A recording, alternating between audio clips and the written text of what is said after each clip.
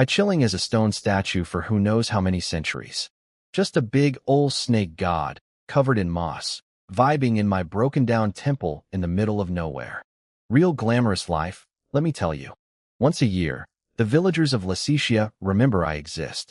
They throw this cute little harvest festival. Basically a bunch of teenagers in matching dresses race through wheat fields to my temple carrying grain. The first girl to arrive gets called the god's wife for a year. Romantic, right? I didn't sign up for this, by the way. I'm a snake. A very large, very stone snake. Anyway, this year, some tiny gremlin named Mychi absolutely smoked the competition. Girl was fast. She was complaining about her long dress slowing her down, but she still left everyone eating her dust by 30 meters. She burst into my temple huffing and puffing like a little bellows, slapped her wheat bundle in front of me, did the prayer thing for about 5 seconds, then immediately dropped the holy act. I'm the god's wife. Good luck all year. Ha ha ha ha. Real reverent. Very spiritual. I was deeply moved. Then, and I cannot stress this enough, this absolute maniac decided to climb me. Just started scaling my stone body like I was playground equipment. No respect. No fear. Not even a basic concern about, gravity. She scrambled right up toward my head, 5 meters off the ground, giggling like a cat burglar. Then her sister or friend or whoever, some girl named Dola, showed up at the entrance and screamed at her. Mychi panicked. Her hand slipped, and this tiny idiot started falling face first toward the stone floor. Look, I'd been asleep for a very long time. But when some kid is about to become a pancake on your temple floor, you wake up. So I lit up like a silver light bulb, unfroze my tail, scooped her out of the air, and just held her there. Both girls stared at me with their brains completely offline. Yeah, welcome back to the world, Luo 1. Your first act as an awakened god. Catching a feral child who was using your face as a jungle gym. Glorious return. Absolutely glorious. Okay, so let me back up and explain how I got here. I was a perfectly normal guy. Had a job. Had a mortgage. The whole miserable package.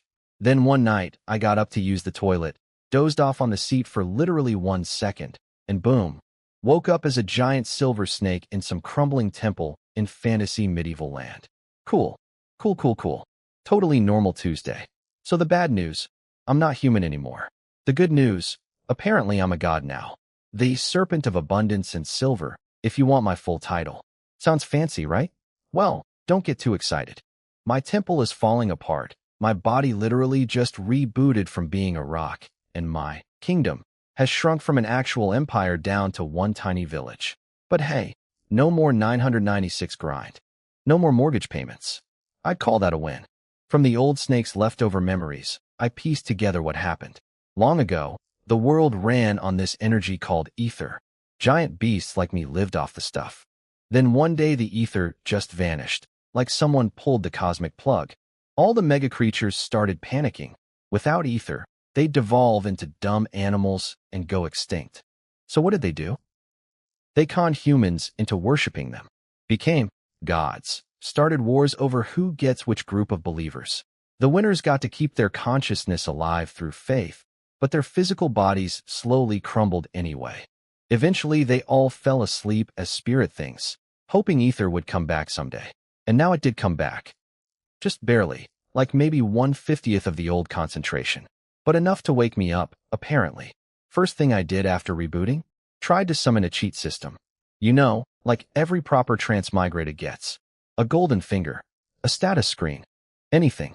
I tried calling for it mentally like 15 times. Nothing. So being reborn as a snake god is the cheat? That's IT. Disappointing. 0 stars. Would not recommend this iSky package. Anyway, back to the present situation. I had a tiny feral child named Mychi still dangling from my tail, staring at me with eyes full of sparkles instead of, terror. This kid just watched a stone statue come alive, and her reaction was, it's alive. The snake god is alive. So cool, no fear. None. Just pure chaotic excitement. Like she found a really big puppy. Meanwhile, the other girl, Dola, was on her knees shaking like a leaf, begging me not to eat Mychi for climbing on my face. At least one of them had normal survival instincts. I decided to play it cool. Looked around at my sad, mossy, half-collapsed temple, glanced at the single bundle of wheat they brought as an offering, and said, "A harvest festival, huh? This is the most pathetic offering I've seen in my entire existence. Solid god opener. Establishing dominance." Then I gently put Maichi down. Dola looked like she was about to have a heart attack. But Maichi? This absolute goofball looked up at me. All 1.2 meters of her 12-year-old, severely malnourished self, and said, "Oh no, are you hungry? Don't worry, we have tons of wheat back in the village. I'll tell the mayor to send more so you can eat your fill." She thought I ate wheat. She thought I, a divine serpent deity, was hangry for grain. I just stared at her. I swear I could see little stars twinkling in her eyes. This child had exactly one brain cell, and it was having the time of its life. I liked her immediately. So I turned to Dola, who seemed like the one with an actual functioning brain, and started asking questions. "What year is it? How many people live here?" Basic recon stuff. While we were talking, 5 more girls from the race finally showed up at the temple entrance. They took one look at the giant living silver snake inside, and immediately turned around and sprinted back the way they came. Every single one of them. Screaming. Can't imagine why. So Dola started info dumping everything she knew about the outside world, and honestly, most of it was useless. This girl had never left her village. Asking her about geopolitics was like asking a goldfish about tax law. But she did drop one absolute bombshell on me. This world has entered an industrial revolution. Steam engines, cannons, the works. Fantastic. I just woke up from a 1,000-year nap and humans already invented ways to blow things up. Real comforting for a giant snake whose temple doesn't even have a roof anymore. While Dola was chattering away, I decided to do some internal housekeeping. I sank my consciousness inward to check out what I was working with, and that's when I found it. Floating right there in my mind space, an Ouroboros symbol, the infinity sign. Infinity. It was glowing, white on one end fading to black on the other, constantly flowing and cycling. And tiny little threads of faith energy were drifting into it like the world's most pathetic light show. I stared at it for a solid moment. Wait. IDO have a cheat.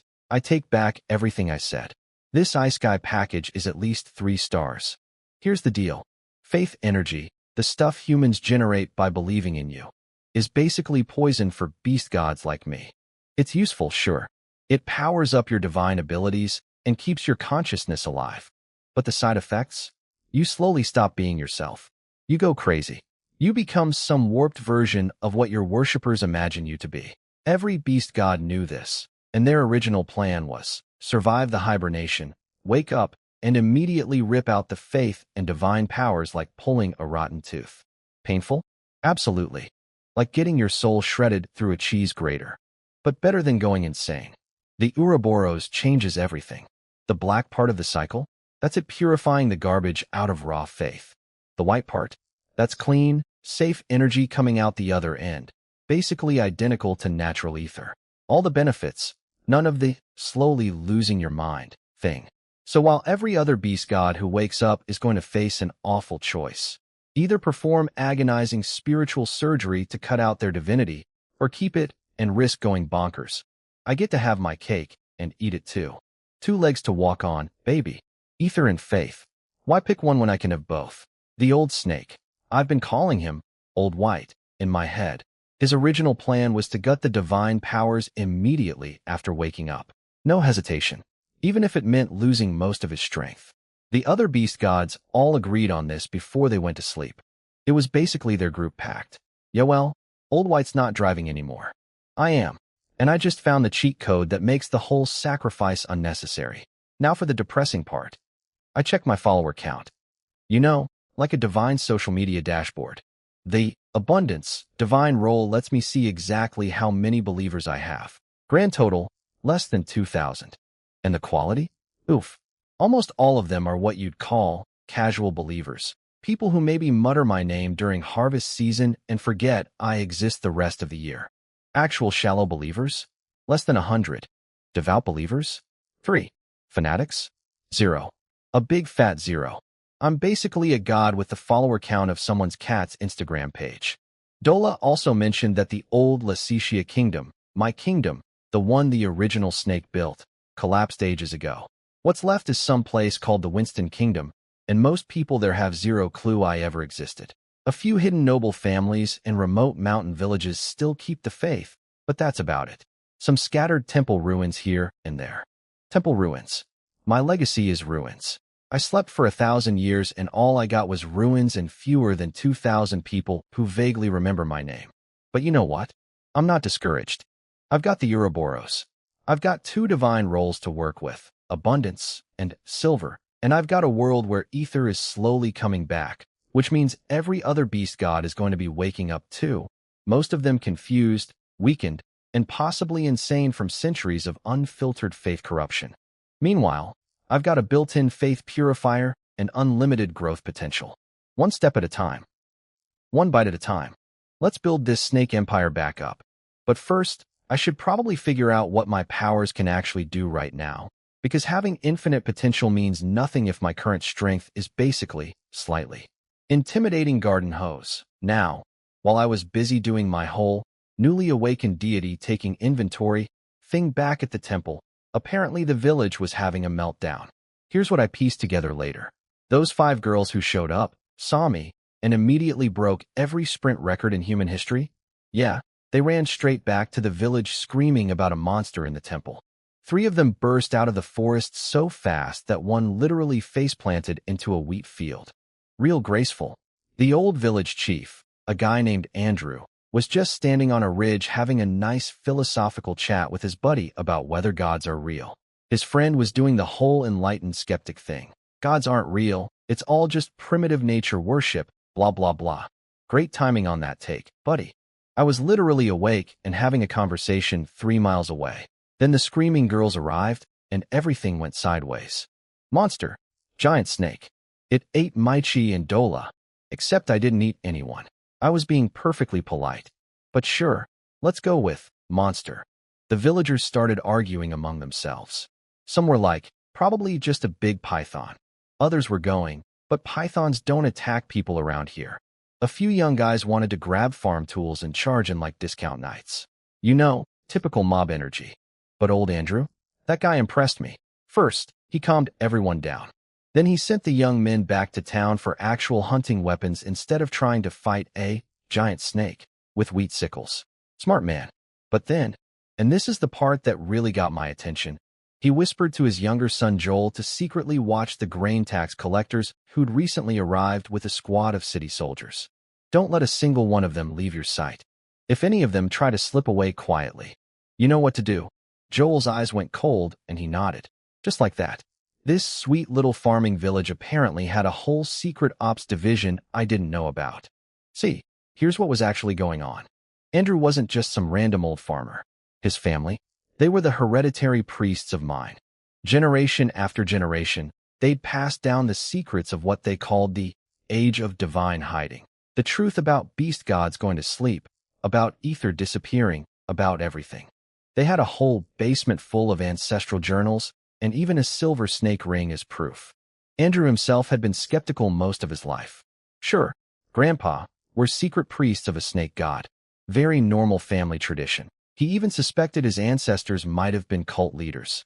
But then, about 10 years ago, his eldest son got a position inside the city government's inner circle and started sending back classified information.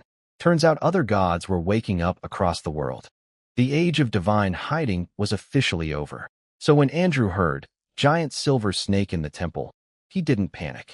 He didn't think, monster. His brain immediately went, our God is back. And his second thought? Nobody can find out. Especially not those grain tax guys with their soldiers. Because in a world where gods are waking up and governments definitely know about it, a tiny undefended village with a freshly revived deity is basically a treasure chest with a, please rob me, sign on it. The old-timers in the village, the ones who knew the family secrets, all exchanged looks. Some were shaking with barely contained excitement. Others looked deadly serious. Andrew gave them all a subtle nod that basically meant, yes, it's happening. Now everybody shut up and act normal. Meanwhile, I was still back at my broken temple, completely unaware that my head priest was already running counterintelligence operations on my behalf. You know what? Maybe my follower count is pathetic, but the quality? Chef's kiss. These people had been keeping my secrets for 1,000 years without even being sure I was real. That's loyalty. That's the kind of stuff that makes a snake god tear up. If I had tear ducts, which I don't, because I'm a snake. Now here's the part one didn't know about until later, and honestly, it makes my scales crawl just thinking about it.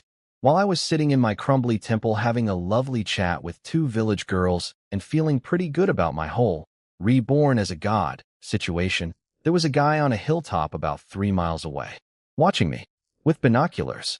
His name was Damien, Captain Damien, and he was a royal spy. Turns out, the Winston Kingdom, you know, the country that was built on top of the ashes of my old kingdom, had a whole secret intelligence division called the Secret Guard. And for the past few years, these guys have been quietly stationed near every known ancient temple ruin across the country. Just waiting, watching, like creepy little government squirrels stashing acorns of paranoia. Why? Because the higher-ups knew. The old noble families, the king, the prime minister, they'd all figured out that gods were waking up around the world. Other countries had already dealt with it. One nation on the west coast apparently killed a heretic god about 6 months ago, and it only cost them, checks notes, tens of thousands of human casualties. So yeah, the government's official policy on divine awakening? Kill it. Send it back to whatever afterlife it came from. Do it fast. Lovely. I've been alive for less than an hour, and I already have a government kill order on my head. New personal record. Damien was practically drooling through his telescope. Not because he wanted to fight me. Oh no, he was too smart for that. He was the let other people die type. He immediately sent his deputy, a nervous wreck named Hans, galloping off to fetch the 13th Army Corps from a nearby city called Greenwater. Hans, to his credit, was not thrilled about this assignment. You could practically see his thoughts written on his forehead. This is a god. We're going to poke a god with cannons. This is fine. Everything is fine.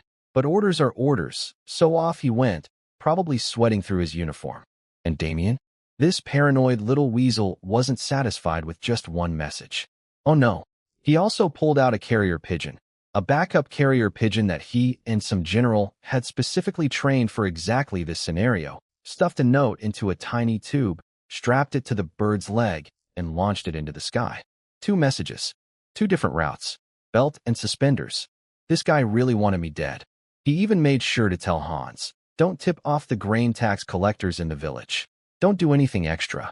And definitely don't let any of the old noble families find out. Because who knows whose side they'd pick. Because here's the fun wrinkle. Damien knew that some ancient noble families in the region might still secretly worship me. If they found out their snake god was back before the army showed up, things could get very complicated very fast.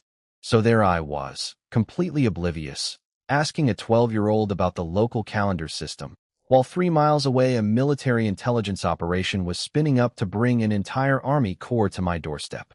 Steam engines, cannons, a whole army, against one freshly rebooted snake god, whose current combat capability was roughly, can grab small children with tail. You know what the worst part is?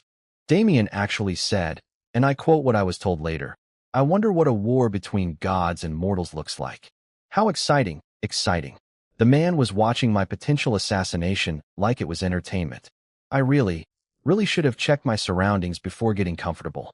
Rookie god mistake. Absolute rookie move. All right, time for the power check. Every freshly reborn god's gotta know what they're packing, right? So I've got 2 divine roles. Let me break them down. Divine role number 1, abundance. Currently rated at pathetically weak divine power. What can I do with it? I can make dirt really good dirt. Like premium soil. I can also speed up plant growth and control plants.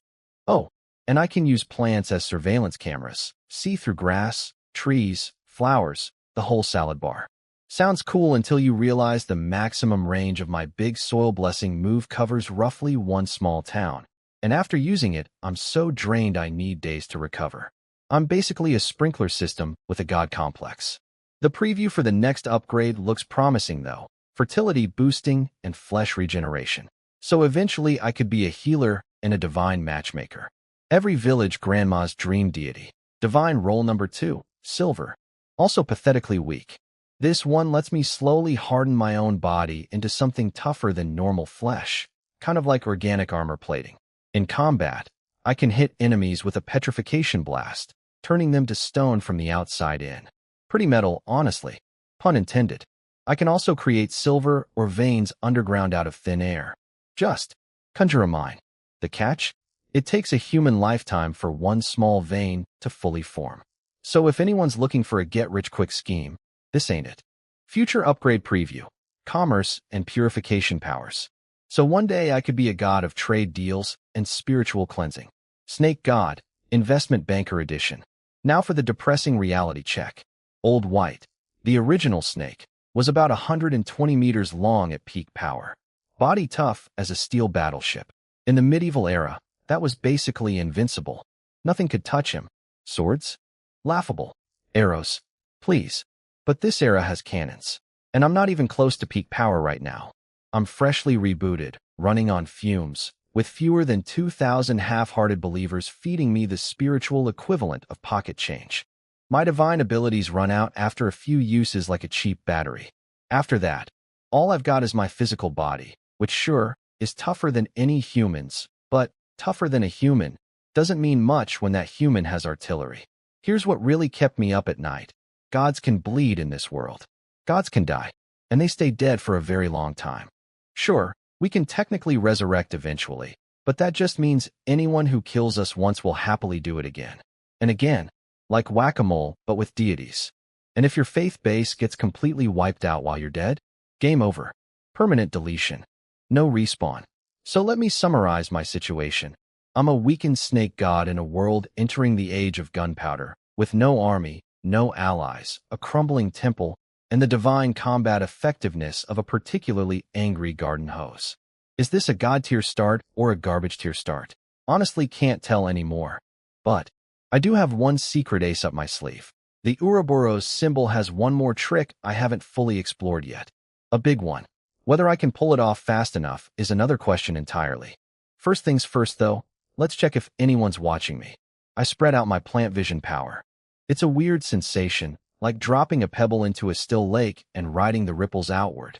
Every blade of grass, every tree, every bush within about 4 or 5 kilometers became my eyes. And immediately I found something. South Hill. Someone was there. Hiding. Watching. Are you kidding me? I literally just woke up and there's already a spy. So much for the lay low and grow quietly plan. That option just evaporated like morning dew. I sighed internally. I really didn't want to pick a fight with an organized military this early. My power budget was tighter than a student's bank account on the 30th of the month. But if there was a spy out there, that meant information was about to travel to people who would absolutely not be cool with a snake god setting up shop in their backyard. Which meant I had exactly one move to make before everything else. Catch the spy. Ask some pointed questions, probably with my tail wrapped around them for emphasis. Time to go introduce myself to my #1 fan on that hilltop. Time to go catch myself a spy. I moved fast. Like, even I was surprised how fast. 1 second I was in the temple. Next second I was blasting through the forest like a silver freight train.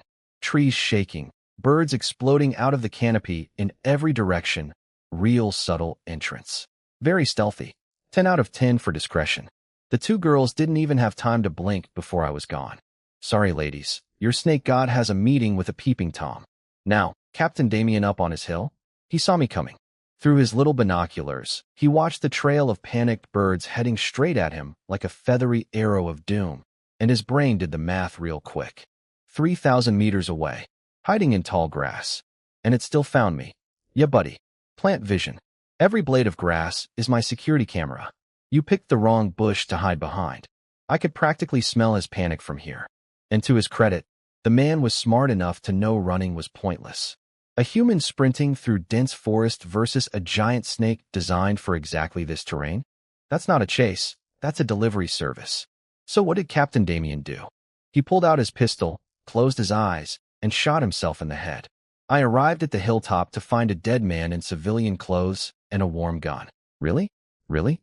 You couldn't have waited like 30 seconds so I could ask you some questions first? Royal spy to the bitter end.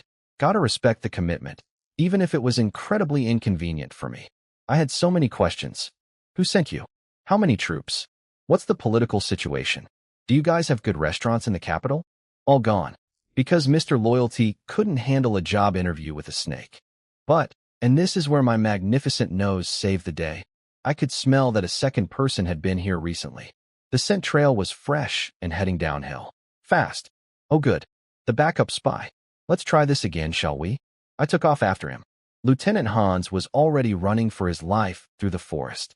He'd heard the gunshot. He knew exactly what it meant. His captain was dead, and the giant snake god was coming for dessert.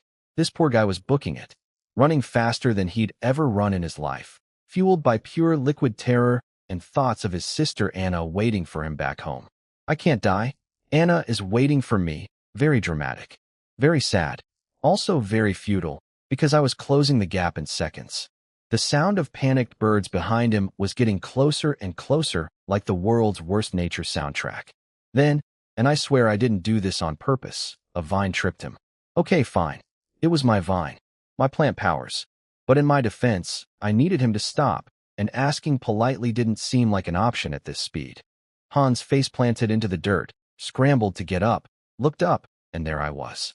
20-something meters of silver snake, just looming. Our eyes met.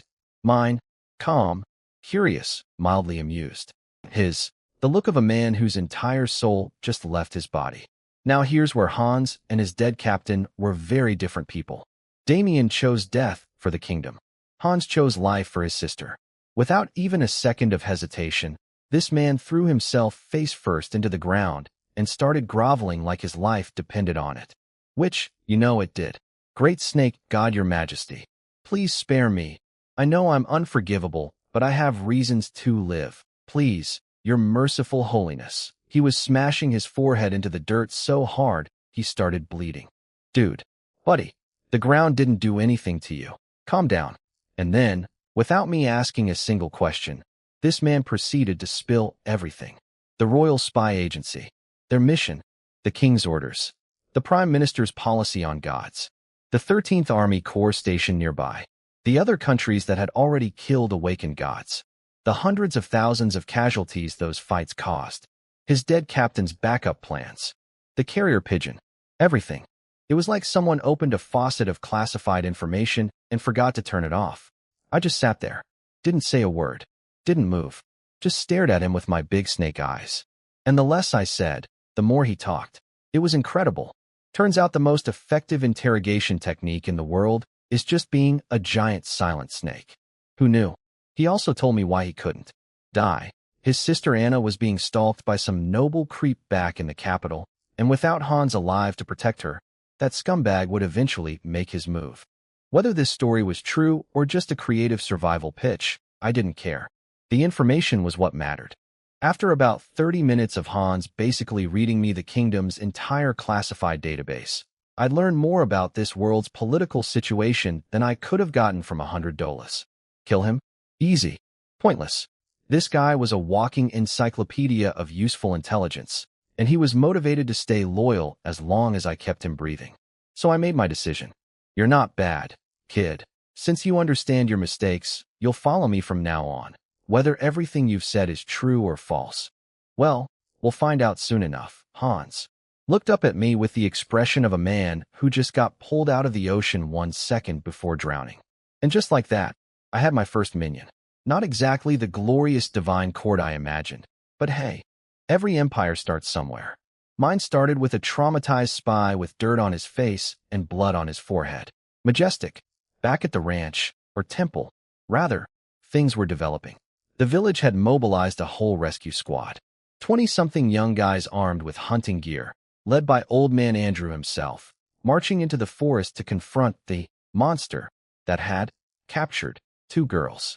Very heroic, very adorable, like a posse of angry villagers from a fairy tale, except this fairy tale monster was their actual god and was currently in a very chill mood. They didn't get far before running into Mychi and Dola coming back from the temple. I'd sent them ahead to relay a message. Bring me just the village chief and 2 others. That's it. I didn't need an audience of 20 screaming peasants having existential crises at my feet. Mychi, of course, made a spectacular ambassador. Guys, the snake god is so cool. He already knew you were coming. He's amazing, real diplomatic, very measured. The young men all stood there looking like someone had slapped them with a fish. Wait, it's actually the snake god? Mychi, are you sure it's not just a big python? You're kind of an idiot, Maichi, no offense. Then Andrew shut everyone up and told Dola to explain. Dola, bless her functional brain, calmly laid out the whole situation. Giant silver snake. It talks. It's the god from the legends. It wants a private meeting with the chief. And that's when Andrew lost it. Not in a bad way. In the best way. This old man, who had spent his entire life pretending to be Chief Sharp of a random farming village, suddenly dropped his mask and started sobbing. The Kaslana family has waited for this day. Every young person in the group. The what family? Oh right. Nobody knew. Andrew's real family name wasn't Sharp. It was Kaslana. And the Kaslanas were one of 7 ancient priestly families who had served me. Well, the original snake god. Back when the Lysetia kingdom was still a thing. 1300 years. 71 generations of Kaslanas had been sitting on this patch of dirt, guarding my broken temple, passing down the family secrets, and waiting for their god to wake up. Let me say that again. 71 generations. That's grandpa telling grandson, telling grandson, telling grandson. For over a millennium. Hey, don't leave. The snake might wake up. And most of them didn't even fully believe it. Andrew himself admitted he'd almost bailed multiple times when he was younger. Snake god? Sure, grandpa. Very normal family hobby. Guarding a mossy rock in the forest.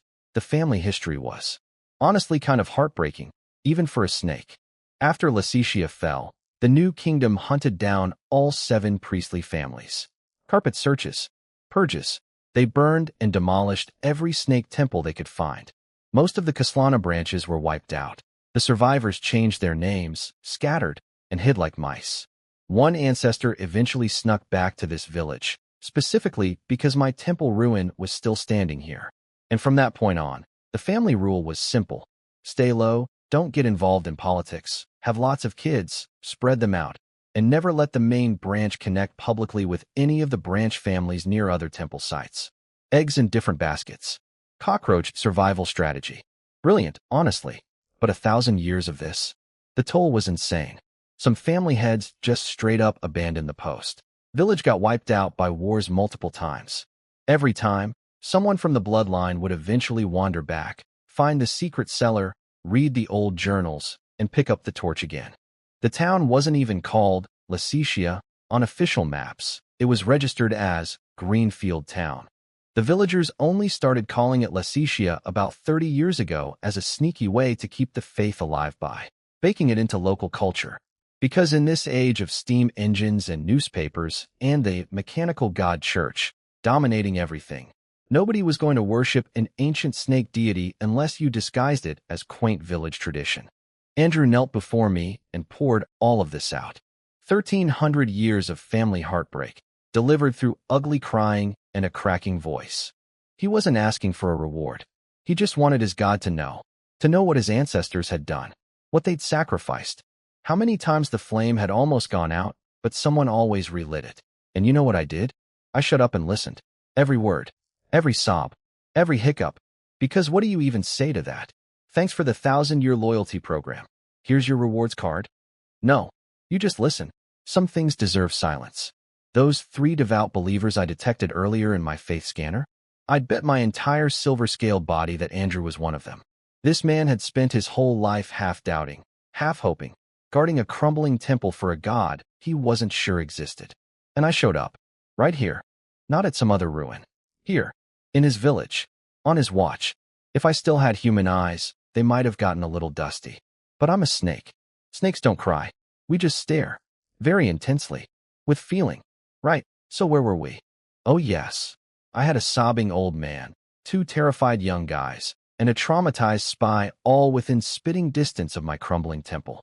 My social circle was really coming together. First order of business, reward the loyal. Andrew was still on his knees doing the ugly cry, so I figured it was time to make his millennium.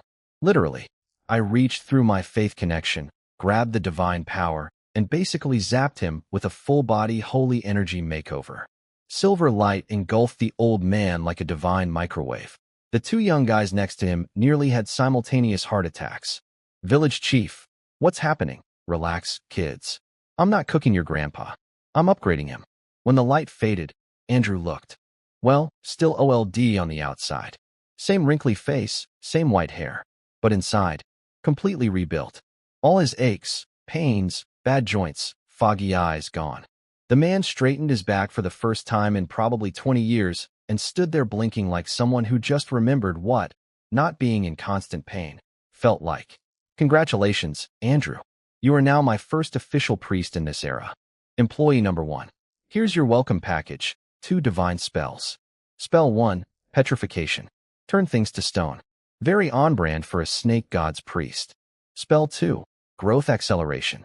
Make plants grow fast, less flashy, but honestly way more practical when your village's economy runs on wheat. See, here's how the priest system works. Humans can't use ether on their own. They're basically spiritual potatoes. But if they're devout enough believers and I share a faith link with them, I can channel divine power through them. They get spells, better health, and eventually can even start absorbing tiny amounts of ether themselves. Think of it like a loyalty rewards program, except instead of airline miles you get magic. The catch? Only devout or higher-tier believers qualify. Casual believers get nothing. Window shoppers don't earn points. Andrew's talent level was, let's say, adequate. Not exactly a prodigy, but beggars can't be choosers. Out of nearly 2,000 believers, I had exactly 3 devout ones, and one of them was standing right in front of me having a spiritual experience. My lord, the man literally couldn't form sentences, just stood there vibrating with joy. You earned this, my priest, I told him through our new mental link. Very intimate, very divine. Now send the young guys away. We need to talk privately. Once the 2 bewildered young men were gone, it was just me, Andrew, and Hans, my spy acquisition. And Andrew? The second he calmed down, he switched from crying devotee mode to competent intelligence officer mode instantly. This man had been running a secret priestly family for decades. He knew how to think. His first question? Straight to Hans. Lieutenant, that captain who killed himself, did he have any other way to send messages to the 13th Army besides you? Hans's face went white. The carrier pigeon. Oh no. Yeah. Remember Damien's backup plan? The paranoid little weasel had sent a pigeon before I even started chasing him. That bird was probably already halfway to some general's windowsill by now, carrying a nice little note that said, Snake God is awake. Please send army. I had checked Damien's campsite with my plant vision earlier and found nothing alive there, which meant the pigeon was long gone. So, to summarize the tactical situation, an entire army corps knew, or would very soon know, exactly where I was. My cover was blown before I'd even had it for a full afternoon. And my total military force consisted of 1 elderly priest with 2 beginner spells, 1 turncoat spy, and approximately 20 villagers armed with farming equipment. Against cannons. Fantastic start, Luo 1. Really nailing this whole God thing. But here's the thing. I thought about it for maybe 30 seconds and made my decision. Run? I could run. Disappear into the wilderness, hide out, grow slowly in secret. But then what happens to Andrew? To the village? These people kept my faith alive for 1,300 years. If I abandoned them at the first sign of trouble, what kind of god would I be? What would that do to my reputation? To my faith base? Oh yeah, our snake god? Woke up, said hi, then ran away when the army showed up. Real inspiring. No, absolutely not. Besides, I had the Ouroboros. I had a trump card I hadn't played yet. And honestly, a flashy public battle might actually be good for business. Nothing builds a religion like a miracle on the battlefield. Humans are simple creatures when you get down to it. They want 2 things, to not die and to witness something beyond their understanding. I can offer both. Immortality, or at least healing, and the kind of spectacle that makes people drop to their knees. The king thinks he can send an army to squash a god? Fine, let them come. Let the whole kingdom watch what happens. Because I'm not some confused beast god stumbling out of a 1,000-year nap with brain damage from faith poisoning. I'm Luo 1. I have a cheat system. I have a plan. And I have absolutely nothing left to lose except a temple that's already falling apart anyway. I looked down at Andrew and Hans. Here's what we're going to do. So remember that carrier pigeon? The one Damien sent before he ate a bullet? Yeah, it worked. About 120 kilometers west of my cozy little village, the 13th Army Corps got the message and promptly lost their collective minds. Now, let me paint you a picture of this army, because it's hilarious in the most depressing way possible. The 13th wasn't some elite fighting force. It was the kingdom's junk drawer. Every officer in it was basically a noble family's least favorite child. The ones who got shipped off to the border so they'd stop embarrassing everyone at dinner parties. The soldiers? Most of them literally bought their way in just to collect a paycheck and have a fancy title. This wasn't an army. It was a government-funded camping trip for underachievers. And these were the guys chosen to fight a god. See, the kingdom had figured out years ago that gods would start waking up. So they designated certain army groups as Divine Hunting Reserves. Sounds cool, right? Except Divine Hunting Reserve was just a polite way of saying, cannon fodder we won't miss. Every officer in the 13th knew this. They'd been praying, ironically, that no god would wake up in their zone. Let the other expendable army groups deal with it. Please, anyone but us. Well, surprise. Their emergency meeting was basically a group therapy session with military ranks. We're all going to die. This is the nobles' fault. The king doesn't care about us. 4. Gods have been killed across the western continent already, and each one cost hundreds of thousands of casualties, and those were better armies than us. Real morale booster, that meeting. One general even ranted about how the king had secretly been working with something called the Mechanical God Church, some powerful religious organization from a bigger empire. Apparently, the king had been deathly ill for years, then mysteriously recovered 2 years ago. Gee, I wonder what deal he made for that miracle.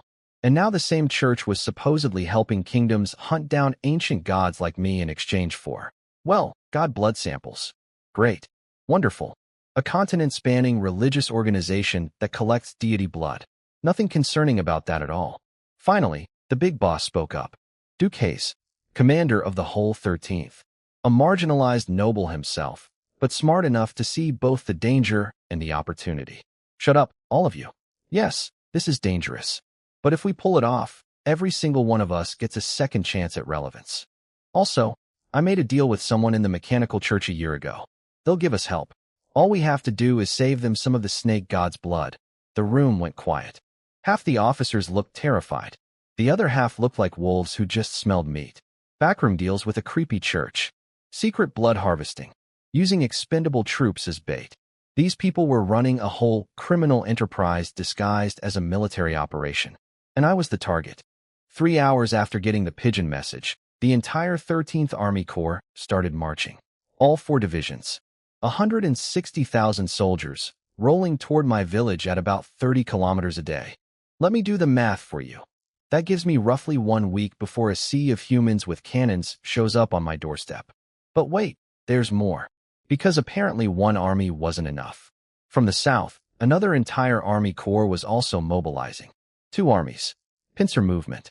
Coming at my little village from both directions like a military sandwich.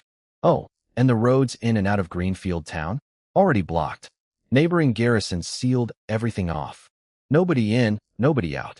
So let me take stock of my tactical situation. On their side, roughly 300,000 plus soldiers, cannons, artillery, backing from a mysterious god-hunting church, and classified weaponry developed from the blood of 4 previously killed deities. On MY side, 1 elderly priest, 1 turncoat spy, about 500 villagers, a feral 12-year-old who thinks I eat wheat, and whatever's left in my divine energy tank after a single day of being alive. You know that meme about the dog sitting in a burning room saying, "This is fine"? That's me right now. Except I'm a snake. And the room isn't burning yet. But it will be. 1 week. That's what I had. 1 week to figure out my trump card, power up, and prepare for the most absurd David versus Goliath scenario in the history of this world. Except in this version, David has 160,000 friends and Goliath is a recently unemployed snake with an infinity symbol in his head. This is fine. Okay, so while armies were marching toward me from 2 directions, I wasn't exactly sitting around polishing my scales. I had a plan. And step 1 of that plan was propaganda night. First, Andrew's guys grabbed the grain tax collectors and their soldiers. These poor idiots had been eating and drinking their way through the village for days, completely oblivious, and then woke up from a food coma to find themselves tied up like holiday turkeys. The head tax guy, a chubby fellow with more belly than brains, started screaming about rebellion and treason. Very dramatic. Very unhelpful. One of the village boys, Evan, shut him up real quick. Rebellion? Buddy, My brother works at the capital city hall. You're a grain counter. Sit down. Beautiful. Chef's kiss of a comeback. Then came the main event. That evening, Andrew gathered the entire village around a massive bonfire. 400-something people, all staring at their elderly chief standing on a makeshift stage, about to have their world turned upside down. And Andrew? This man delivered the sermon of a lifetime. He started with the emotional stuff, 1,000 years of heritage, the glory of Lysetia, the sacred bloodline, blah blah blah. Good opener. Solid warm-up. But then came the proof. Andrew raised his hand, shouted, "Abundance," and activated his priest spell. All around the bonfire, in the fields that had just been harvested that afternoon, the cut wheat stumps started glowing green. Then, right before everyone's eyes, fresh shoots burst out of the ground and grew to knee-height in seconds. 400 jaws hit the floor simultaneously. I could practically hear the collective brain short-circuit from my temple. It's real. The gods are real. Village chief has magic powers. Beautiful. Nothing sells religion like a live demonstration. Then Andrew brought Hans on stage. My pet spy stepped up and confessed everything.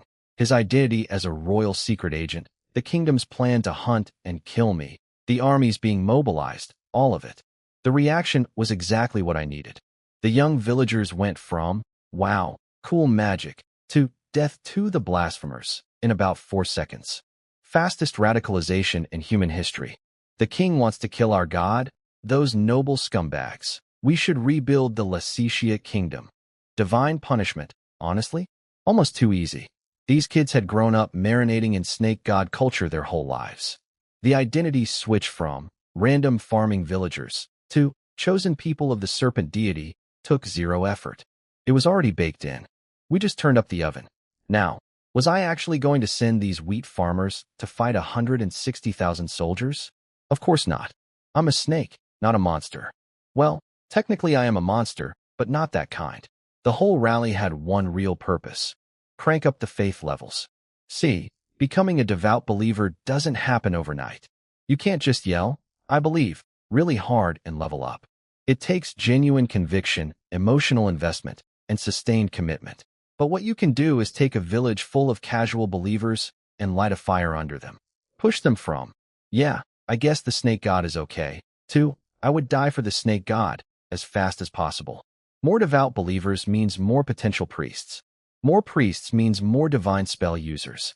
And that is how you build an actual fighting force from scratch. But for the grand finale, I needed something with a little more spectacle. So I called in the snakes. From every direction, from every field, every ditch, every bush surrounding the village, thousands of snakes came slithering out of the darkness, hissing, flowing like living rivers, covering the roads, the fields, even crawling up onto rooftops. I'm the snake god. These little guys are basically my cousins. A simple nudge through my divine power, and every serpent within miles answered the call. The villagers? Split reaction. Half of them were terrified. The other half looked like they were watching the greatest fireworks show of their lives. And the tied-up grain collectors? Those guys just stopped functioning. Eyes blank. Brains offline. Complete system crash. I think one of them might have fainted. Mission accomplished. One bonfire rally, one magic demonstration, one spy confession, and 10,000 snakes later, my faith meter was climbing nicely. Not fast enough, mind you. You can't microwave devotion. But it was a start. The army was coming in a week. I had work to do. Now you might be wondering, Luowan, why didn't you show up at the bonfire rally yourself? Don't you want to be worshipped in person? And the answer is, have you seen me right now? I'm 25 meters long. That sounds impressive until you think about it. In the medieval era, that would have made people soil themselves. But in the age of steam engines, some of these people have seen factory smokestacks taller than me. I'd roll up to a bonfire, and someone would go, "Oh look, a large snake." Anyway, no, absolutely not. When I make my grand public debut, I want people to faint.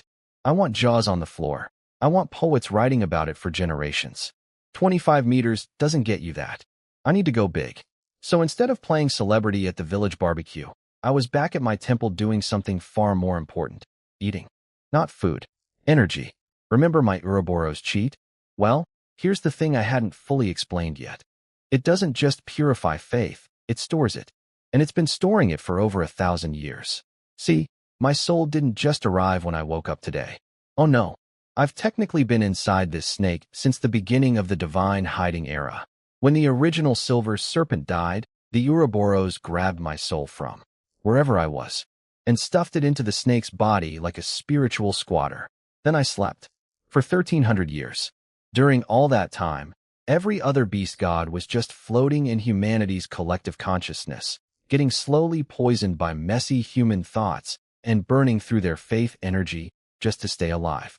Terrible deal. Like paying rent on an apartment that's also giving you brain damage. But me? The Ouroboros was shielding my soul the entire time and collecting every scrap of faith energy that came my way. Not using it. Not wasting it. Just hoarding it like a cosmic piggy bank. 1,300 years of savings. 200 years of those from when Lysetia was still a kingdom with a real population contributing real faith. Plus another 1,100 years of scraps from the scattered survivors. That's my trump card. My retirement fund. My break glass in case of army reserve. And I'd been chugging that stored energy for the past 7 hours like a snake at an all-you-can-eat buffet. The results? In 7 hours, I went from 25 meters to 36 meters. That's about 1.5 meters per hour. Sounds slow, right? Wrong. Because this thing accelerates. The bigger I get, the more energy I can absorb per hour. The more energy I absorb, the bigger I get. The bigger I get, the more I can absorb. It's a snowball rolling downhill, except the snowball is a giant divine serpent, and the hill is made of compressed faith energy. And I've barely touched 1% of my reserves. 1%. Let me do some quick napkin math here. The original silver serpent's peak form was about 120 meters long, with a body tough as a steel warship. At my current acceleration rate, I might hit that benchmark before the army even arrives. Those generals out there are planning their assault expecting to face a freshly hatched, barely conscious, weakened little godling they can overwhelm with superior numbers and artillery. What they're actually going to face is a fully restored, peak condition, ancient deity powered by 13 centuries of premium unleaded faith juice. It's like showing up to fight a baby and finding out the baby did 1,000 years of CrossFit while you were walking over. Now let me also drop some world knowledge I squeezed out of Hans, because it's important and also terrifying. There's a country called the Mechanical Empire, used to be the Bohemia Kingdom, that basically speed ran the Industrial Revolution and became the strongest nation on the continent. They founded something called the Mechanical God Church, which worships the god of steam and machinery. Sounds like made-up corporate religion, right? Except in a world where gods are real. A church that conveniently appeared right when real gods started waking up is suspicious. Very suspicious. This church has been helping kingdoms hunt awakened beast gods, for have been killed so far across the Western continent. And the church collected their blood and body parts afterward. For research. What kind of research? Oh, probably nothing. Probably just arts and crafts. Definitely not building magical superweapons from deity blood. That would be crazy. I'm being sarcastic. They're absolutely building magical superweapons from deity blood. So that's the real threat. Not just cannons. Not just 160,000 mediocre soldiers. It's whatever unholy science project the Mechanical Church has cooked up from 4 dead gods' remains. Should I be worried? Maybe. Am I worried? Ask me again when I'm 120 meters long and growing. Heh, this is going to be fun. 3 days passed. 3 days of me doing nothing but inhaling purified faith energy like a cosmic vacuum cleaner.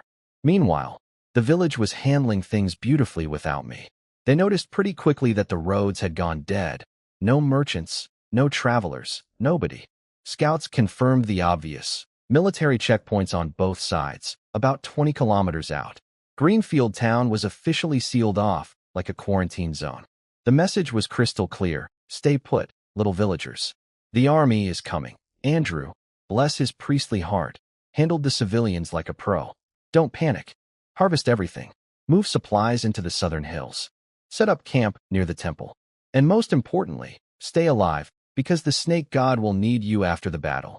No one was being asked to fight. This was going to be my show. The villagers just needed to not die. Simple enough instructions, even for Maichi. Before retreating into my power-up montage, I did one last nice thing. I gave every single villager a snake companion. Nearly 400 people, each bonded to a local serpent through a blood contract. They could feel through it, see through it, even guide it. Basically gave everyone a slithery emotional support animal and a security system. Cost me almost nothing energy-wise. But for the villagers? Massive. Nothing says, your god is real and he cares about you, like personally assigning everyone a magic pet snake.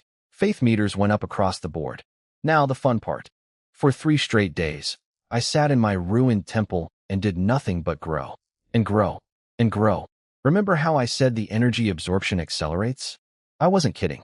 Day 1, slow gains. Day 2, picking up speed. Day 3, rocket ship. By noon on day 3, I opened my eyes and felt it. The threshold. The peak. The absolute maximum that the original silver serpent had ever achieved in its entire ancient existence. 120 meters long, 6 meters thick, body like living steel wrapped in mercury. I was back, baby. Full restoration. Peak condition. The exact same terrifying beast that once made entire kingdoms kneel. Every breath I took released visible sparkles of energy. My scales gleamed like polished blades. I could feel power surging through every centimeter of my body, just begging to be unleashed. If I flexed wrong, I felt like I might accidentally level a forest. And speaking of forests, the area around me had gone completely insane. My divine abundance powers don't just work when I activate them. They leak out passively just from me existing nearby. 3 days of me sitting in one spot meant that every plant within 5 kilometers had gone through a growth spurt on steroids. Waist-high weeds where there used to be short grass. Trees that were 30 meters tall, now 60. The forest around my temple had turned into a primeval jungle. Thick canopy overhead blocking out the sky. Vines everywhere. It looked like the Amazon rainforest had a baby with a fantasy movie set. Silver lining. Literally. The thick vegetation now completely hid my massive body from aerial or distant observation. Not that I needed to hide anymore, but it was nice cover for the villagers' camp nearby. But here's the thing that made me absolutely giddy. This was the old snake's limit. 120 meters. That was as big as he could ever get. The ceiling. The wall. Every beast god had one, a maximum defined by their species and the world's rules. But I have the Ouroboros. The whole point of the infinity symbol is that it breaks limits. No ceiling. No wall. The old snake's maximum is my starting line. And I still had about 2/3 of my stored energy left. 2/3. I'd only burned through 1/3 to reach the peak that took the original snake its entire ancient lifetime to achieve. Those army generals marching toward me right now? They're expecting a freshly hatched, pathetic, weakened baby god. Their intelligence reports say, newly awakened. Their battle plans account for diminished strength. Their mechanical church buddies probably told them, don't worry, we've killed 4 of these things already, piece of cake. They have no idea that I've already restored to full ancient power. And now? Now I'm about to go beyond. Into territory no beast god in this world has ever reached. Past the species limit. Past the rules. Into whatever lies on the other side of infinity. I didn't hesitate for even a second. Time to see what happens when you push a god past his warranty. Let's go. While I was busy doing my whole, become the biggest snake in history, thing, life at the village camp was moving along. Evan and Dola were on lookout duty up on the hilltop, watching for military airships, because of course this world has airships. Blimps, basically. Mostly small scouting ones, but still. Add that to the list of things I didn't want sneaking up on me. The two of them were having a nice little chat about how dramatically the forest had changed. Which, yeah, my bad. 3 days of me sitting in one spot had turned a normal woodland into something out of a dinosaur movie. Grass up to your waist. Trees that doubled in height. The whole area within 5 kilometers looked like it had been hit with a growth ray. Evan was loving it. He was down there petting his new 8-meter-long black snake companion like it was a Labrador. This terrain is perfect. The army won't stand a chance in here, buddy. I appreciate the enthusiasm. But your contribution to this war is going to be, hide behind a tree and don't die. Leave the army fighting to the 120-meter divine serpent. Thanks. Dola was being her usual thoughtful self, wondering about her family's secret heritage. Turns out even Lysetia didn't know about the Kaslana thing until 3 days ago. Andrew only told the eldest son of each generation, and Dola's dad wasn't even the chosen one. That was her uncle, who'd gone off to work in the capital. Her dad was basically the backup who stayed home because he failed his university entrance exams. Now that guy was apparently vibrating with excitement. Failed son becomes heir to a 1,000-year priestly dynasty overnight? Talk about a glow-up. Anyway, back to me. Because this is where it gets good. Day 3. Late afternoon. The sun was setting, painting everything gold and orange. Beautiful evening. Peaceful. Calm. And then I started my breakthrough. The wind hit first. Out of nowhere, a massive gust ripped across the entire forest, bending trees and nearly blowing Evan and Dola off their hilltop. Not rain wind. Not storm wind. Something else entirely. The kind of wind that makes every animal in a 10-mile radius shut up and pay attention. Evan squinted into it. Is it going to rain? The sky doesn't look like. Then he stopped talking. Because the sky was changing. Clouds rolled in from every direction like someone was pulling a curtain across the heavens. Daylight vanished in minutes. The whole world went dark. And then, through a gap in the black clouds, a single beam of moonlight punched through. Not scattered moonlight. Not gentle moonlight. A concentrated pillar of silver radiance, falling from the sky like a divine spotlight, aimed directly at my temple. At me. The beam hit, and I rose. From the sea of trees below the hilltop, my body emerged. 120 meters of gleaming silver scales, shining under the moonlight like a living mirror. My full restored form, visible for the first time, towering above the forest canopy. Dola's jaw dropped so hard I'm surprised it didn't fall off the cliff. That's the snake god. He's that big now. Yes, sweetheart. 3 days ago, I was a cute 25-meter garden snake. Now I'm roughly the length of a football field and still growing. Because here's the punchline everyone on that hilltop was about to witness. This wasn't the finale. This was the warm-up. The breakthrough past my species limit. The thing no beast god in the history of this world had ever done. The moment where the Ouroboros earns its infinity symbol. That was just getting started. The moonlight intensified. The wind howled louder. The forest trembled. And deep inside my core, I felt the wall, the ancient limit of the silver serpent bloodline, begin to crack. Showtime. So I broke through. And it was, let me just say, not subtle. Picture this. Sunset, nice evening, peaceful forest. Then suddenly, boom. Storm clouds roll in out of nowhere. Lightning spiderwebs across the entire sky. Wind goes absolutely berserk. And then, from behind the clouds, a single beam of pure moonlight punches through like a divine spotlight and lands directly on yours truly. Very dramatic. 0% my doing. Apparently, when you break through a species-level power limit, the world itself throws you a light show. Nobody asked for this. I certainly didn't request theatrical lightning. But here we are. I rose up out of the forest canopy, carried by a massive tangle of vines and tree roots that surged up to support me like nature's own elevator. 120 meters of silver snake, floating in a column of moonlight, eyes closed, looking absolutely majestic if I do say so myself.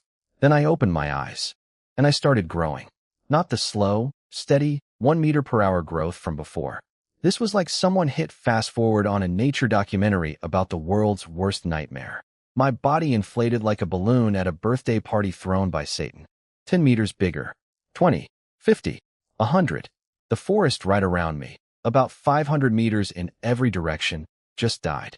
Trees carbonized and collapsed like matchsticks. All that life energy got vacuumed straight into my body. But outside that death ring, everything else went absolutely insane with growth. Vines erupted from the ground like tentacles. Trees shot up to 100 meters tall in seconds. The entire forest transformed into a primeval jungle that would make the Amazon look like a community garden. When the dust settled and the moonlight faded, I was 300 meters long. 300 meters. I went from big snake to, if this thing moved through your city, it would need its own zip code. The storm vanished as fast as it came. The clouds parted. Sunset returned like nothing happened. Except now the entire sky was shimmering with rainbow-colored light, visible from literally everywhere in the world. Every living creature on the planet could look up and see that something fundamental had just changed. My calling card. Subtle as a nuke. Up on the hilltop, Evan and Dola had front-row seats to the whole show. Evan's brain blue-screened so hard he forgot how words worked. Our Lord. He wasn't I mean, the divine body is that big. Dola, smart girl, almost blurted out he was way smaller 3 days ago, but caught herself. Because hey, maybe gods can change size whenever they want, right? No need to undermine the mystique. It's about what I expected, she said, poker-faced. Girl, I was 25 meters 3 days ago. You watched me nearly drop my chi on her head because I was still figuring out how my tail worked. But sure, about what you expected. I appreciate the PR spin. Evan, meanwhile, had already mentally leapfrogged past. Will we survive the army? Straight to, we're going to rebuild the Lysetia kingdom, and I'm going to be a duke or something. His eyes were practically spinning with dollar signs. Or gold coin signs. Whatever they use here. The villagers down in the forest camp never saw any of it. Too many giant trees in the way. They just felt the earthquake, heard the thunder, and sent someone running up the hill to check if Evan and Dola were okay. Which meant Evan now had the best campfire story of all time and was absolutely going to milk it. Now, my situation. The breakthrough worked. Spectacularly. I shattered the old silver serpent species limit like a glass ceiling and kept right on going. 300 meters. Body thick as a building. Scales harder than anything in this world. Divine powers fully online and massively upgraded. The passive growth effect around me now extended past 10 kilometers. I am, without question, the most powerful being currently walking, well, slithering, on this planet. But here's the thing that made me not jump for joy. My energy reserves? My precious 1,000-year piggy bank of purified faith? 90% gone. The breakthrough ate 90% of everything I'd saved. Over a millennium of accumulated, carefully purified faith energy, and the breakthrough just inhaled it like a college student at an all-you-can-eat buffet. I went from comfortable retirement fund to checking between the couch cushions in the span of a few hours. So yeah, I'm enormous. I'm powerful. I'm terrifying. I could probably arm wrestle a mountain and win. But my gas tank, running on fumes. Nothing's ever simple, is it? All right, status check after the big breakthrough. Let me run the numbers on the new me. Width, 15 meters across. I'm basically a living subway tunnel. Length, 320 meters. That's a 100-story building laid on its side. If I stretched out in a city, I'd span 3 full blocks. My mouth. I could swallow 100 people in one gulp like they were trail mix. Not that I would, but I could. Important distinction. Defense? Honestly, I don't even know my own limits anymore. Best guess. Equivalent to a modern warship's armor plating. At minimum, some guy with a cannon could shoot me, and I'd feel it about as much as you'd feel a mosquito bite through a winter coat. And I don't even need my divine powers to crush this era's military. I could literally just roll through their formations like the world's angriest freight train and call it a day.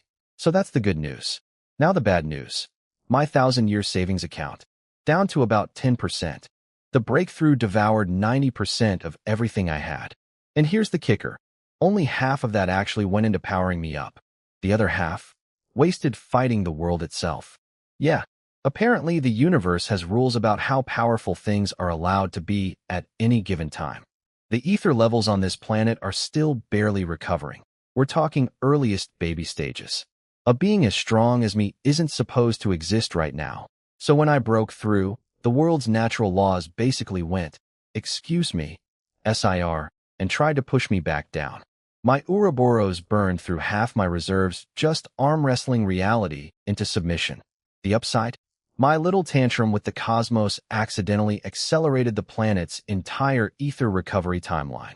What should have taken another 100 years might now happen in under 40. Which means more gods waking up sooner. Which means I basically just sent a wake-up call to every sleeping beast deity on the planet.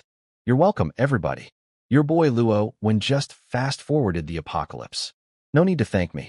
Now, some very important complaints. I'm at the second stage of godhood now. Weak divine power, upgraded from the embarrassing, trace divine power I started with. Both my divine roles leveled up. Cool. Great. Love it. But where is my flight ability? I'm a 300-meter divine serpent god who has broken the species limit and I still can't fly? Every fantasy novel I've ever read, every single one, the snake turns into a dragon and soars through the clouds at some point. Where's my cloud soaring moment? Where's my dramatic sky entrance? Instead, I'm just a really big ground snake. A divine belly slider. The world's most overpowered earthworm. I wanted to build a heavenly divine realm floating in the sky. Can I do that? Nope. Not enough ether in the environment. This planet is running on fumes, and so am I. Whatever. Moving on before I get depressed. The remaining 10% of my reserves? That's my emergency spell fund. Period. No more using it for growth. Every drop is now reserved for combat magic and maintaining my priest's divine spells. If I blow through it carelessly, my mana bar recovery in this low-ether environment would take months, maybe years, and fighting everything with nothing but my physical body would just be embarrassing. Effective, sure, but embarrassing. I'm a god, not a battering ram. Now, let me think about the big picture for a minute. Back in the ancient days, the Silver Serpent wasn't some solo operator. I had allies. The Western continent's beast gods ran a loose alliance. For major factions, lots of mutual backscratching. My faction controlled the Lysetia kingdom, which had 8 duchies, each one a faith territory reserved for my subordinate beast gods. My crew, my boys, they're all still asleep. But with ether recovering faster now, some of them might wake up within decades instead of centuries. If I play this right, I could revive my old squad and rebuild the whole operation. But first things first, the army situation. I sent out my snake scouts, thousands of little slithering spies fanning out in every direction to track troop movements. Let's see exactly where these humans are and how fast they're coming. Should I go hunt them down? Rush out and ambush them on the road? Nah. Why chase scattered prey when I can wait for them to gather into one nice, neat pile and deal with all of them at once? Much more efficient, much more dramatic. And I wanted to see if the mechanical church would show up with their fancy godblood weapons. Better to test everything at once. Let them come to me. Let them march their 160,000 soldiers into My Forest, the one that's now a primeval jungle of 100-meter trees and waist-high undergrowth. All of it under my control, every plant an extension of my will. They think they're hunting a freshly hatched godling. They're walking into the lair of a 300-meter apex predator who can see through every leaf and command every vine. I coiled up in my forest throne and waited. Come on in, boys. The snake god is home. Now, while I was busy coiling up in my newly grown mega jungle feeling very pleased with myself, the political circus was rolling into town about 130 kilometers away. Here's what I pieced together later from various sources. The border city of Lysetia, a big, wealthy trade hub with over 200,000 people, had just received a very important train. On it was a guy named Zane, a military minister sent directly by the kingdom's parliament. Top brass. The kind of guy whose arrival makes mayors sweat through their suits. Mayor Kester of Lysetia greeted him at the station doing the full bootlicker routine. Minister Zane, so tired from the journey. Want a rest? Want some tea? Want me to carry your bags? Zane wasn't having any of it. No rest. Take me to City Hall. Now. On the way, Kester briefed Zane on the local situation. The mechanical church had already sent 3 representatives who were waiting at City Hall. 3 people. That's it.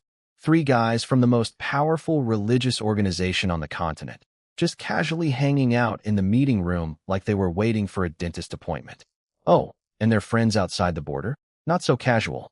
The church had been trying to sneak airships across the border into Winston Kingdom territory.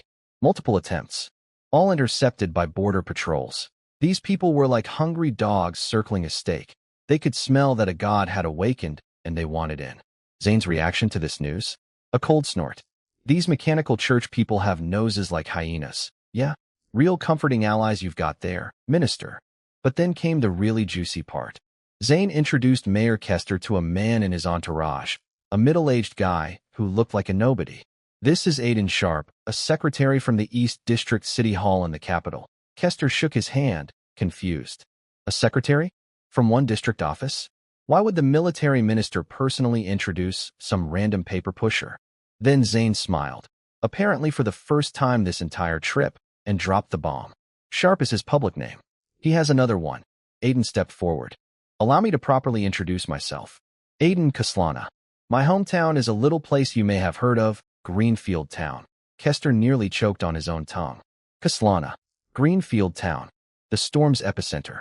The snake god's village. This guy was from my people, and the parliament had deliberately brought him along. Kester was freaking out internally. You brought a potential spy for the snake god right into our war planning headquarters? The church literally just told us that believers can serve as eyes for their deity, which isn't wrong, actually. I mean, I hadn't set that up with Aiden yet, but it's a valid concern. But Aiden just calmly said, the Parliament has their reasons. Don't worry about it.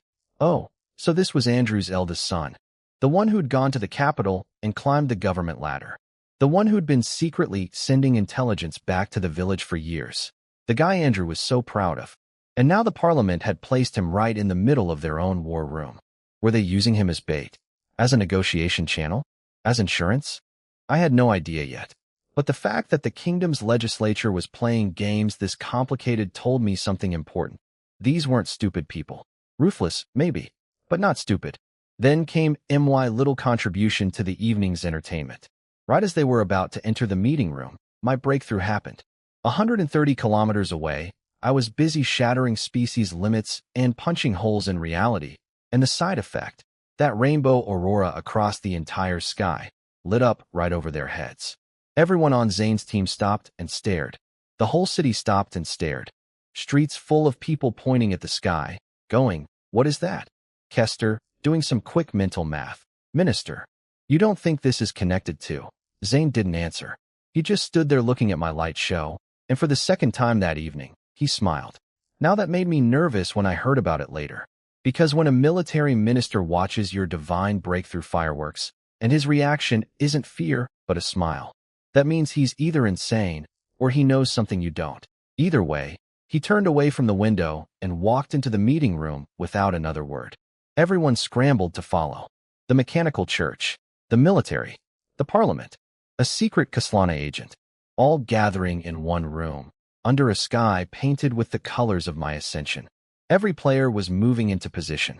The storm was coming, and I was the eye of it. Okay, so remember when I said the political situation was complicated? I was massively underselling it.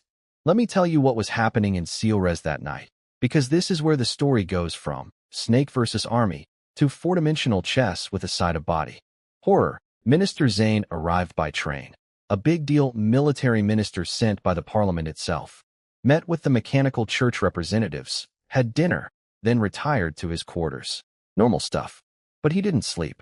Instead, he stayed up late having a very interesting private conversation with a certain someone. Aiden Sharp, also known as Aiden Kaslana, Andrew's eldest son, my priesthood's secret agent in the capital. And here's where my brain just about short-circuited when I found all this out later. Zane wasn't just some random minister. His real family name was Andrails. And the Andrails family? They were the divine chosen royal house of the original Lysetia kingdom. That's right. The military minister that the Winston kingdom sent to oversee my destruction was secretly a descendant of my old royal family. 1,000 years of hiding. Different name. Climbed the ranks in the very kingdom built on Lysetia's grave. Rose all the way to military minister. And the entire time, his family, a duke-level house with influence everywhere, had been quietly waiting for me to wake up. And Aiden? The Parliament thought they were being clever, planting a snake god believer near the operation to use as bait, or a communication channel, or whatever. What they didn't know was that Aiden had been Zane's protege for over a decade. Zane's family had been secretly grooming him since he was a young nobody from the countryside. The Parliament thought they were using Aiden. Zane was using the Parliament. And everyone was using the mechanical church. Layers within layers within layers. That night, Zane asked Aiden for his honest thoughts on the current state of the world. And what Aiden laid out was, honestly, pretty terrifying. The mechanical empire, formerly the Balhenia kingdom, was basically eating the continent alive. Not through war anymore. Through religion and technology. Their church had spread into multiple kingdoms, signing secret treaties, gaining influence, slowly puppeting neighboring governments from the inside. 3 kingdoms bordering the empire were already basically vassals in everything but name. And the church's big selling point? Mechanical body modification. Rip out your weak human flesh and replace it with machine parts.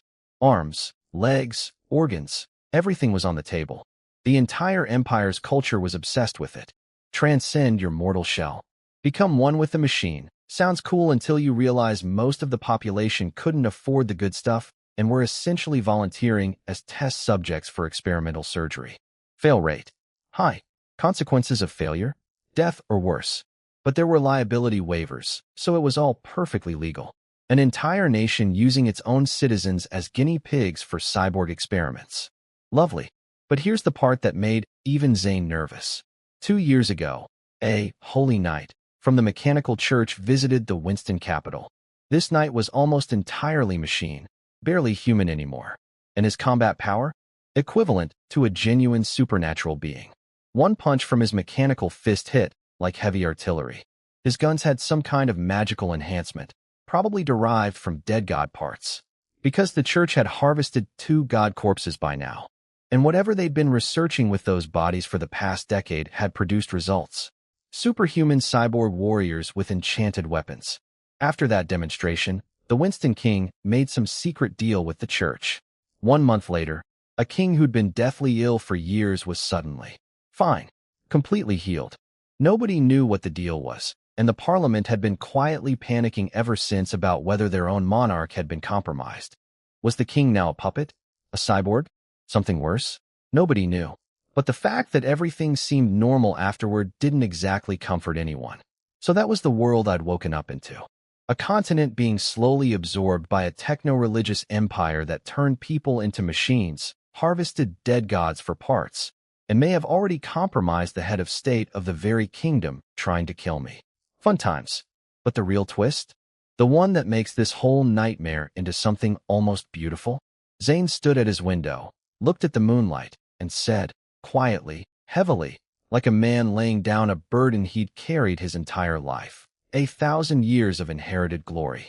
This responsibility has been too heavy, our ancestors who survived the purges. I wonder if they knew this day would come. Winston? The mechanical church? It doesn't matter anymore. Whatever happens, we and Rouse, all the divine chosen survivors, will have done everything we could. This man, this minister, sent by the kingdom to help destroy me, was actually planning to help me all along. He'd spent his entire career climbing the enemy's ladder, placing agents, building networks, positioning himself for this exact moment. The moment his god came back, I had Andrew's family guarding my temple for 1,300 years, and I had Zane's family infiltrating the government for just as long. 2 families, 2 strategies, 1 goal, and I didn't even know about the second one until it was almost too late. You know what? Maybe my follower count is small, but the quality of these people? The sheer, insane, multi-generational dedication? I'm not crying. Snakes don't cry. But if we did, this would be the moment. And so it began. Day 1 of Operation Poke the Snake God and see what happens. From what I pieced together later, here's how the humans organized their grand opening move. 3 military airships floated at about 500 meters, carrying the VIP spectators, Zane, Aiden, and 3 representatives from the mechanical church. Like a luxury skybox at the world's most dangerous sporting event. Below them, a cavalry vanguard of 600 soldiers was charging toward Greenfield Town. 600 guys on horses with flintlock rifles and some light howitzer cannons being dragged along by mules. The mules, predictably, were slower than the cavalry, so the guns were lagging behind. Their mission? Scout the area, poke around, maybe lure out the freshly awakened snake god. Test it with artillery. Their intelligence said I was 25 meters long. For days old, barely conscious. Oh, honey. Now up in the airship, things were getting spicy between Aiden and the mechanical church observers. The lead church guy, a God Hunter Night Squad, captain named Hudson, was watching through his telescope, and the first thing he noticed was my forest. This vegetation is unreasonably dense. Wasn't this area much thinner just days ago? Yeah. Because your intel is 4 days old, and in 4 days I turned a regular forest into the Amazon rainforest's bigger, angrier cousin. 100-meter trees. Vines everywhere. Undergrowth so thick you could lose an elephant in it. Hudson smirked, the kind of smirk only truly arrogant people can pull off, and said something condescending about how this might cause some trouble for the cavalry. Real casual, real above it all. Like he was commenting on a mildly interesting nature documentary rather than watching 600 men ride toward a 300-meter divine apex predator. And then Aiden, my boy Aiden, secret Kaslana agent, nerves of absolute steel, decided to pick a fight. Oh, you noticed? Don't worry. Our leadership anticipated complications. After all, this isn't just any god. This is the Lord of Lysetia, the chief among the Western continent's allied gods. Surely even your mighty empire hasn't hunted a primary deity before. He said it with a smile, like he was offering tea and biscuits, except the biscuits were laced with pure disrespect. Hudson's two bodyguards nearly popped a blood vessel. How dare you? Heretic filth. You'll pay for that insolence. But Hudson stayed calm. Cold eyes. Frozen smile. Interesting. A brave little secretary. So this is what the Kaslana family produces? Snake god? Your Majesty? Primary deity? Such quaint names you heretics use for overgrown animals. 100 years ago, perhaps I too would have worshipped such beasts. But times have changed. I suggest you abandon your foolish beliefs before they cost you more than just your career. Aiden didn't even flinch. He fired right back. Thanks for the concern, but I'll pass. The kingdom hasn't declared our ancient faith illegal yet. And honestly, if I had to choose between worshipping a living, breathing God with thousands of years of recorded history with humanity, or a pile of cold metal that nobody can explain the origins of, I'll take the God. Thanks. At least we know what our deity is. You're god of steam and machinery. Who knows what's actually behind that curtain? Boom. Verbal headshot. Aiden basically called their entire religion a fraud to their faces. The two bodyguards looked ready to throw him off the airship. Hudson's frozen smile cracked just a millimeter. The Kaslana family, indeed. Such courage. I do hope you maintain it in the coming days. I very much look forward to watching your god fall. And I assure you, that day is not far off. Big talk from a man floating in a balloon 500 meters up while 600 of someone else's soldiers did the actual dangerous work. Meanwhile, those 600 cavalrymen were trotting into my mega jungle completely blind. The tree canopy was so thick the airships couldn't see them anymore. They had to use signal flares just to communicate their position. 600 men, riding into a forest where every blade of grass was my eye, every vine was my weapon, and every shadow hit a 320-meter silver predator who'd been waiting for this exact moment for 4 days. The humans thought they were the hunters. That's cute. That's really cute. So the cavalry arrived. 600 brave boys on horseback, trotting into my mega jungle with flintlock rifles and the collective morale of a wet sock. And honestly, I almost felt bad for them. Almost. From what I sensed through every plant in that forest, these guys were a mess. The officers, who actually knew they were hunting a god, were muttering complaints the entire way in. This terrain is insane. 6 months ago, this was a normal forest. We're cannon fodder, and everyone knows it. I really hope this god has the good sense to just hide, so we can all go home alive. Beautiful pep talk, guys. Really inspiring. I'm sure the troops were pumped. Oh wait, the troops were even worse. See, normal soldiers hadn't been told about the whole "gods are real" thing until right before the mission. So these poor idiots went from, "This is probably a drill," to, "We're attacking a deity with muskets," in about 5 minutes. Their reaction was approximately, that I'm sorry what? Half of them stared at their flintlock rifles, weapons that took 30 seconds to reload and couldn't hit a barn from 50 meters, and quietly had existential crises. Some of them had grown up reading stories about the snake god. Now they were being told to go fight it. Morale wasn't just low. Morale was in the Earth's core. Morale had applied for a visa to leave the country. The colonel in charge, a guy named Pierce, eventually told everyone to shut up and focus. We're not ordered to fight to the death.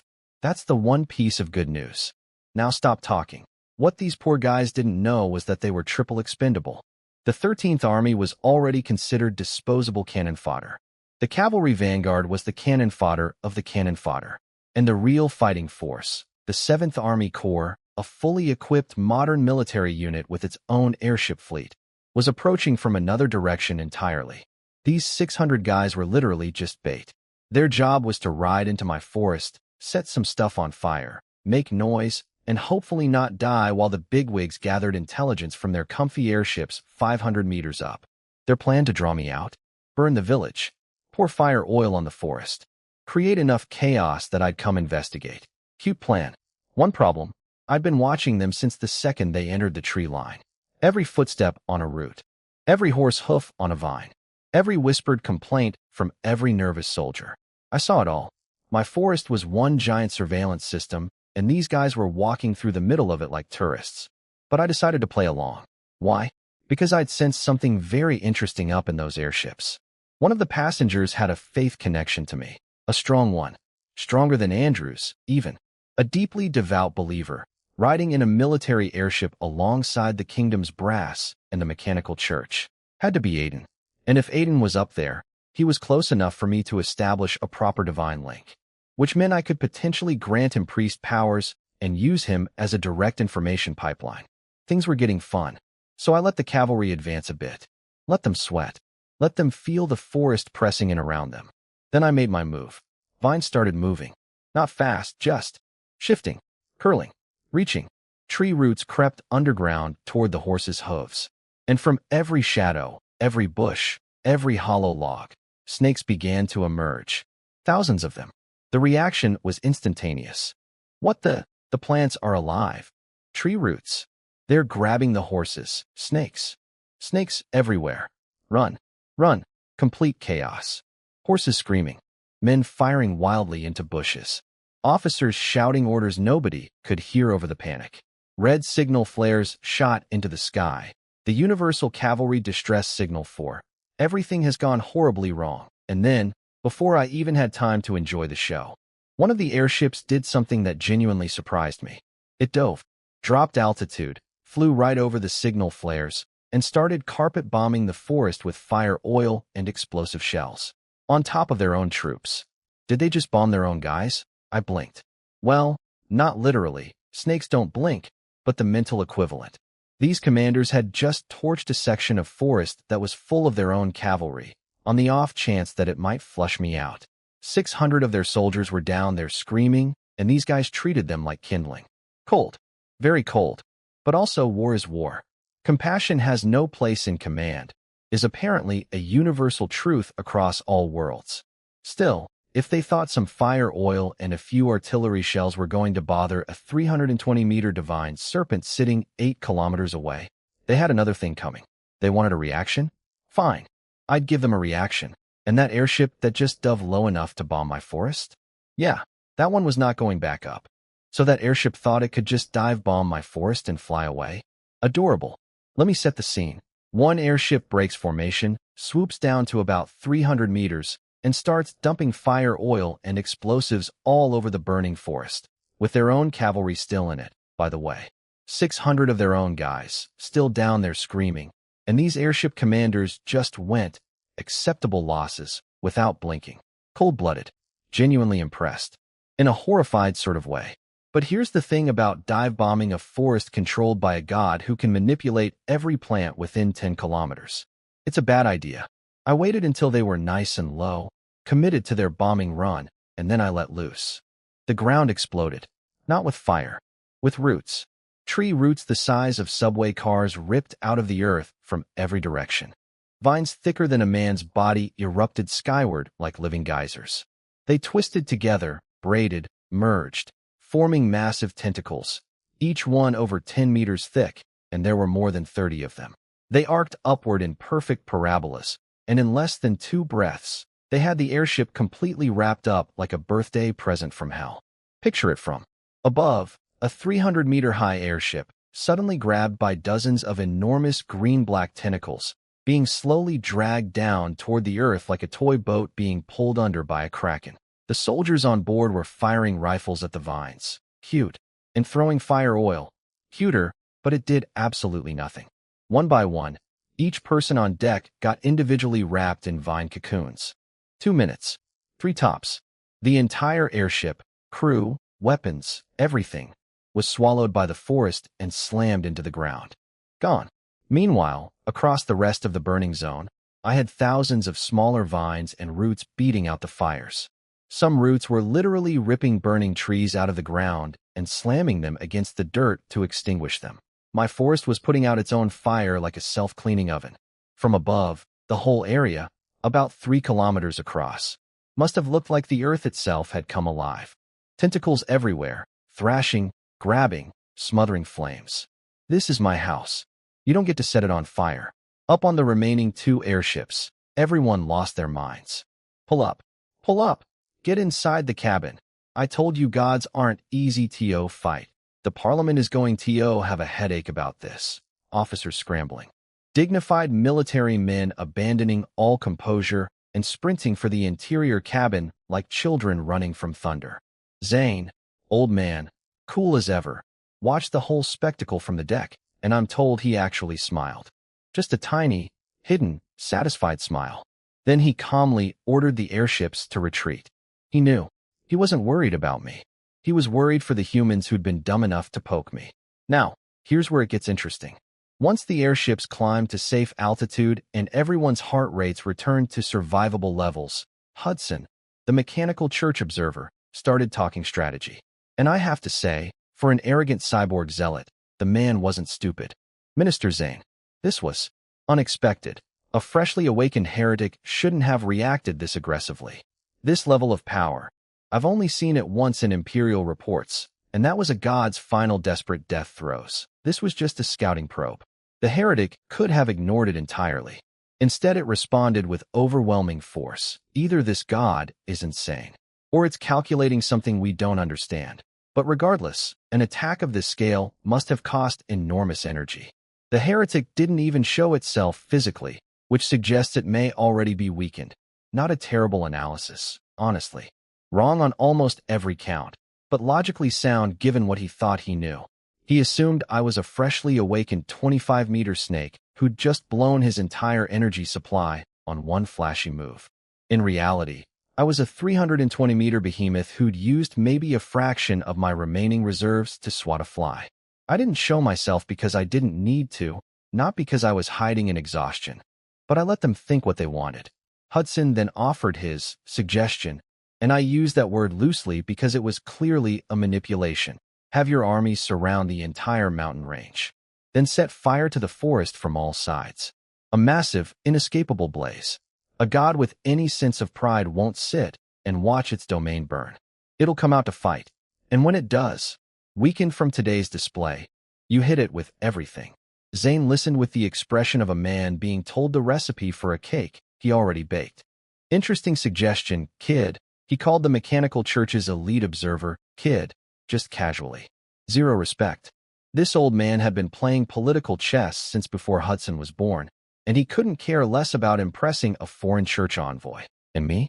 Sitting in my forest, sensing all of this through plants and faith connections? Surround me? Burn the forest? Force me into the open? Go ahead. Try. I've been waiting for you to bring everyone together in one place anyway. Why chase scattered mice when you can wait for them to all gather around your front door? So here's a fun fact about that whole terrifying forest tentacle attack situation. I didn't actually kill anyone. Well, I didn't kill anyone on the ground anyway. See, my vine and root attack on the cavalry was never meant to be lethal. I wrapped them up, tangled their horses, grabbed their weapons. Basically gave 600 soldiers the world's most aggressive group hug. Scary? Absolutely. Fatal? Nah.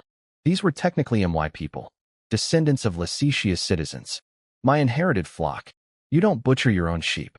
The ones who died. That was their own team's doing. When that airship carpet-bombed the forest, it fried over 300 of its own cavalrymen. I actually tried to save some of them, pulling people underground with roots, shielding them with vines. But humans are fragile and explosions are fast. I managed to rescue about 200 cavalry survivors and roughly 80 airship crew members that I'd plucked from the sky. 300-ish prisoners total. Not bad for day one. Joel, Andrew's younger son, built like a refrigerator, took charge of prisoner management. He stood in front of the captured soldiers with a venomous snake casually wrapped around his arm like the world's most threatening bracelet and delivered the welcome speech. Behave. Our Lord is merciful, which is the only reason you're breathing. Try to run, and these snakes will be less polite than I am. For emphasis, about 100 villagers stood behind him, each one with their own bonded snake companion. And behind them, thousands more snakes watched from the trees and grass like a living wall of scales. The prisoners looked like people who had collectively decided that moving was no longer an option. Ever. For any reason. Joel asked who the highest-ranking officer was. After some awkward silence and a lot of angry staring between the cavalry survivors and the airship crew, because, remember, the airship people had bombed their own cavalry, A middle-aged officer stood up. Brigadier General Marcus Bolin, 13th Army Corps. Joel nodded. You've got guts. Come with me. Everyone else stays put.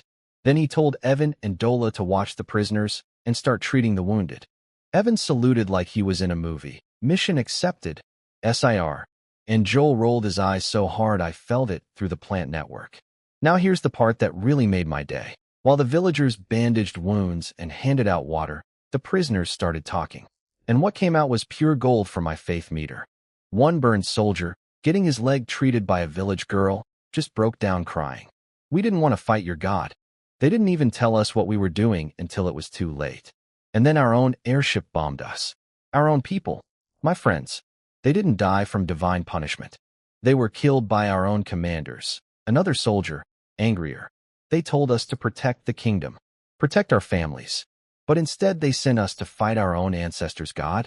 The legends say Lysetia's gods are the reason humanity survived the tribal era. Without them, there'd be no Winston Kingdom, and another one. I always thought the old stories were just fairy tales. But now, we're the idiots, aren't we?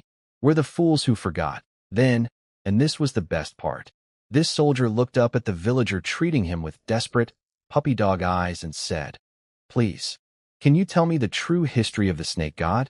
Everything you know?" And the villager sighed, sat down, and started talking. This scene played out everywhere across the prisoner group. Soldiers crying. Soldiers raging against the nobility. Soldiers desperately asking villagers to tell them the old Lysetia stories. Some of them had heard fragments growing up in small towns. Others had never heard a word. But through emotional contagion, anger at being betrayed, grief for dead friends, awe at what they'd witnessed, the story spread person to person like wildfire. And with every retelling, every emotional connection, every moment of, wait, the gods were real and they actually helped humanity, I felt it. Tiny threads, barely visible, but unmistakable. New faith connections forming. Hundreds of them. Nothing strong. Just casual belief. What you'd call the very first baby steps of faith. But 300 people simultaneously going from, gods aren't real, to, maybe the snake god isn't so bad after all, in the span of one afternoon. That's 300 new casual believers. Added to my collection. Just like that. And the beautiful irony? The kingdom sent these soldiers to destroy my faith. Instead, by betraying and bombing their own troops, they'd accidentally created the perfect recruitment conditions. Nothing makes people reconsider their beliefs faster than getting blown up by their own side, and then saved by the enemy they were told to hate.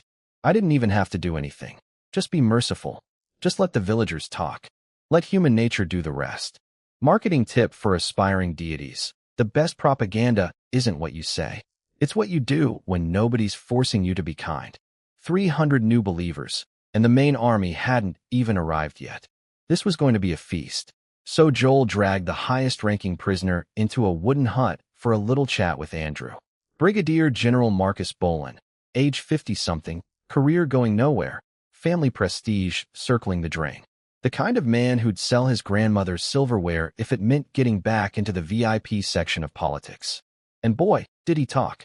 I was watching the whole thing through my spiritual link with Andrew, projecting a tiny silver snake ghost next to him that only he could see.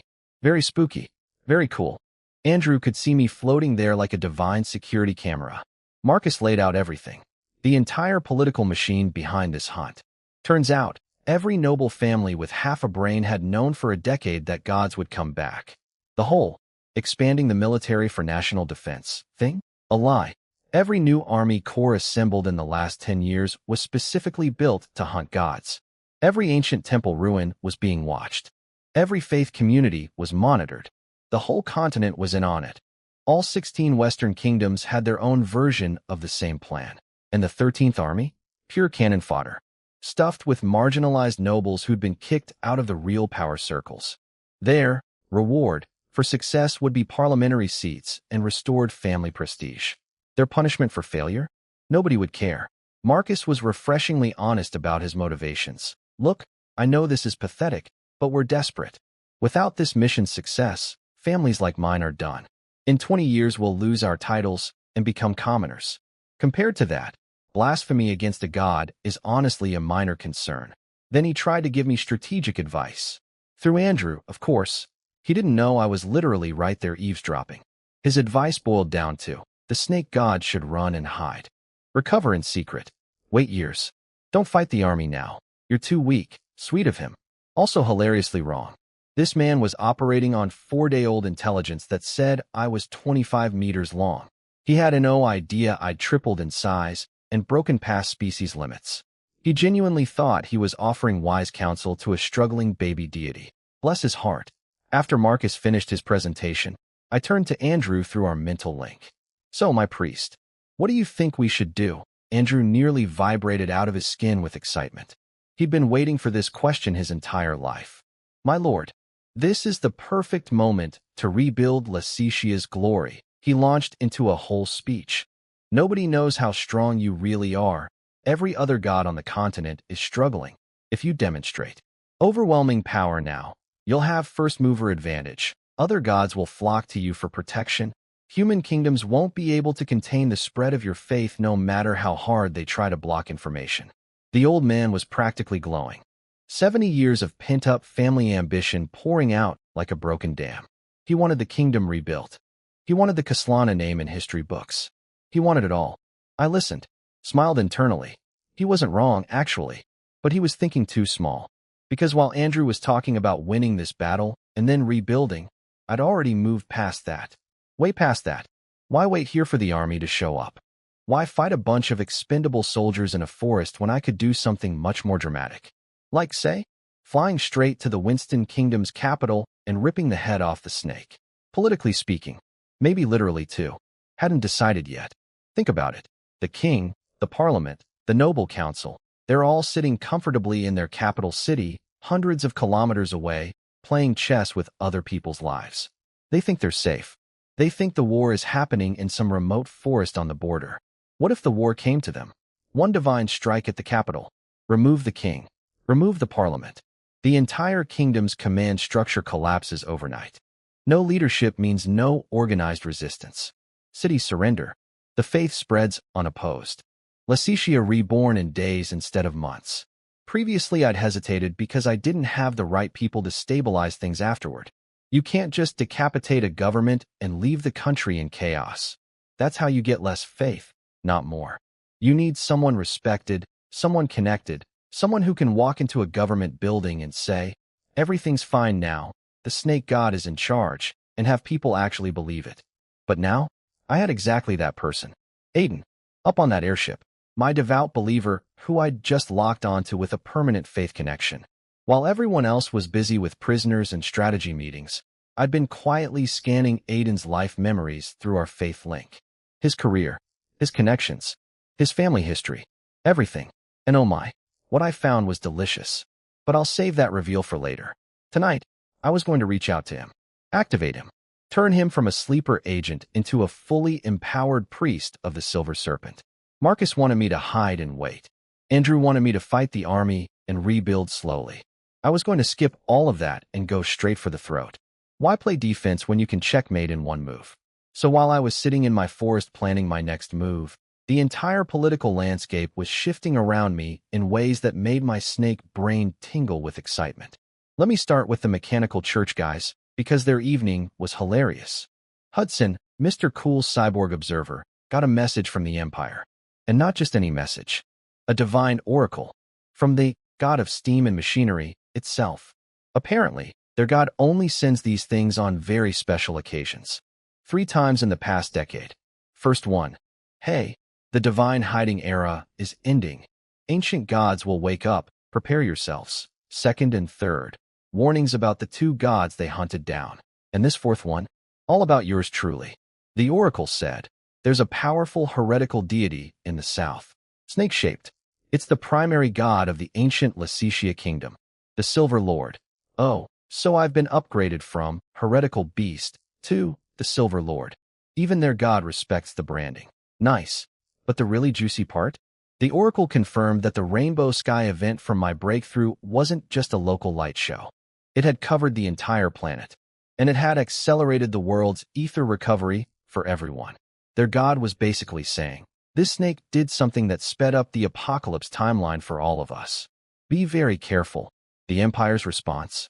They stationed their airship Holy Knight Legion near the border in defensive observation mode, but ordered them not to intervene directly.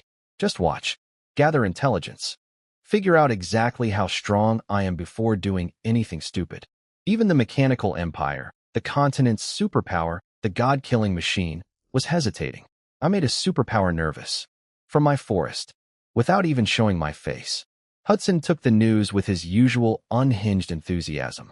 How fascinating. I simply must see what this ancient primary god looks like. How exciting. His two subordinates exchanged nervous glances behind his back. Because here's a fun detail about Hudson that I learned later. The man was insane. Not metaphorically. Actually, medically, progressively insane. Most cyborgs in the Empire replaced their arms or legs first. Not Hudson. This lunatic went straight for the internal organs. Heart, lungs, stomach, ripped them all out and replaced them with steel and something called mechanical phlogiston, mixed with dead god blood. He was the only person in Imperial records to survive that kind of radical first-time modification. It made him incredibly powerful, on par with an Imperial Legion commander. But it also made him not entirely stable upstairs. So the guy assigned to observe MY situation was basically a steel-gutted maniac with a death wish and a fascination for divine beings. Wonderful. Love that for me. Now for the other side of things. Back at the city hall, Zane received orders from the parliament. Their brilliant plan: surround the forest, set it on fire from all sides, force the weakened god out into the open, overwhelm it with massed artillery. Same plan Hudson suggested earlier. Great minds think alike. Also, mediocre minds apparently think alike too. Zane didn't argue, didn't offer alternatives, just nodded along like a good minister. Then he walked straight back to his room and called Aiden for a private meeting. The king and the prime minister chose the most aggressive option. So, kid, do you think it's time for me to make my move? Aiden, being the careful political animal he'd become after years in government, pushed back gently. That depends, Your Highness. Has our Lord demonstrated enough power to meet your expectations? Are you truly ready to bet the entire Enral's royal bloodline, every secret believer, every noble ally, every member of the underground society, on this one moment? Zane actually laughed at that. Not a happy laugh. More of a, you adorable peasant laugh. You think this is a bet? You think this is about calculation? He shook his head. You grew up away from the family traditions. You don't understand what drives us. This isn't gambling. This is destiny. The divine chosen bloodline doesn't calculate odds. We've been waiting 1,000 years. We don't get to choose when the moment comes. We just have to be ready when it does. And then Zane dropped some information that made my scales tingle. Underneath the Winston Kingdom's capital, there was a secret society, run by the Enral's family for generations. A network of nobles, politicians, merchants, and military officers, all of them descendants of ancient Lysetia families, all of them secretly believing in me or one of my 8 subordinate gods. Members from multiple kingdoms, not just Winston. For years, it had been a loose club. Hey, remember when gods were real? Cool stories, bro. But once gods started actually waking up 10 years ago, the society went from book club to revolutionary cell overnight. And Zane controlled all of it. He knew which members were trustworthy. He knew which ones were spies from other kingdoms or the mechanical empire. He'd spent decades sorting the wheat from the chaff. A continent-spanning underground network of divine loyalists, just waiting for the signal. My signal. And while these two were debating timing and strategy, I decided, enough waiting. I reached through the faith connection I'd locked onto Zane. That thread of devotion that had been glowing in my divine senses all day. I pulled on it, gently but firmly, and dragged his consciousness into a dark spiritual space. His eyes went black. When they opened again, he wasn't in his bedroom anymore. He was standing in darkness, and in front of him, materializing out of nothing, was a massive silver presence. Me. The look on his face, on both their faces, because I pulled Aiden in too, was something I wish I could frame and hang on my temple wall. 1,000 years of waiting. 71 generations of faith. Secret societies. Hidden bloodlines. Underground networks. And now, finally, their god was looking them in the eye. Hello, boys. We need to talk. Time to make a house call. I pulled Zane's consciousness into my spiritual realm, a pitch-black void that I decorated with some floating silver clouds and moonlight effects. Very atmospheric. Very, meeting your god for the first time, energy. I'd been practicing the aesthetic. From below, looking up, all Zane could see was an endless ocean of silver mist, with my massive serpentine body coiling through the clouds like a living mountain range. Then I lowered my head through the cloud layer and just loomed. Enormous silver skull filling the entire sky of this dark pocket dimension. Twin crescent moon pupils staring down at him. Real subtle introduction. 10 out of 10 for intimidation. And Zane, this absolute professional, he didn't scream, didn't faint, didn't even wobble. The man dropped to one knee with the practiced grace of someone who'd been mentally rehearsing this moment for decades and delivered the smoothest greeting I'd heard since waking up. Enral's bloodline, Lysetia divine chosen, 68th generation head of house. Zane offers praise to the great lord of Lysetia, the magnificent silver serpent, his majesty, 68th generation. This family had been counting. For 1,000 years they kept a numbered list of family heads. That's organizational commitment. Then I bathed him in divine blessing. Full package. The spiritual equivalent of a luxury spa day powered by cosmic energy. His soul practically moaned with ecstasy. I upgraded him, buffed him, gave him the works. Everything the divine chosen royal bloodline was supposed to receive from their patron god. When he came back to his senses, you know what this magnificent political animal did first. He apologized. Not a casual, "Sorry we let your kingdom fall." No. He delivered a formal, structured, 3-count criminal confession on behalf of his entire bloodline. Crime 1. Our ancestors were terrible rulers and lost your kingdom. Our fault. Crime 2. In 1,000 years, nobody in our family was competent enough to rebuild it. Our fault. Crime 3. I, personally, failed to prepare a proper welcome-back party for your divine return. My fault specifically. Please punish us. I was genuinely impressed. This man walked into a meeting with God, and his opening move was a preemptive guilty plea. Politically? Brilliant. By taking all the blame himself, he removed any reason for me to be angry and simultaneously demonstrated total loyalty. Was it necessary? No. I didn't actually care about any of that ancient history. But did it make my job easier? Absolutely. This is the kind of subordinate every boss dreams of. The one who apologizes for problems before you even bring them up. Now I had to respond, and this is where things got awkward for me personally. Because I had to do the whole God voice thing. Your sins are indeed real. But they stem from the twilight of the gods, when divine grace was severed and the mortal world became masterless. This was the tide of fate that mortal flesh could never reverse. Your true sin was arrogance. You believed that divine favor made you permanently superior to common mortals, and failed to adapt when the wheel of history turned. However, looking across this continent, every god's kingdom fell the same way. So perhaps it is unfair to blame you alone. Therefore, punishment is suspended. We shall see if your future actions prove worthy of continued divine favor. UGHHHH. Do you know how painful it is to talk like that? Every sentence felt like I was reading from a fortune cookie written by a philosophy professor. I'm a guy who fell asleep on a toilet. I should be saying, yeah, whatever, don't worry about it. Let's move on. But in Olo, I have to maintain the divine mystique. I desperately needed to revive one of my old subordinate beast gods. Those guys didn't do all this flowery ceremonial nonsense. Beast god communication was simple. I'm stronger than you. Acknowledged. Cool, let's go eat something. That was my speed. But humans need the theater. They need the grandeur. They need the booming voice from the clouds. It's exhausting. Anyway, Zane took the suspended punishment like a champ and immediately pivoted to business. Praise your mercy, your majesty. Please grant us your divine guidance. Good man. Straight to the point after the formalities. So I gave him the full divine oracle. Everything. The plan. The timeline. His role. What I needed from his underground network.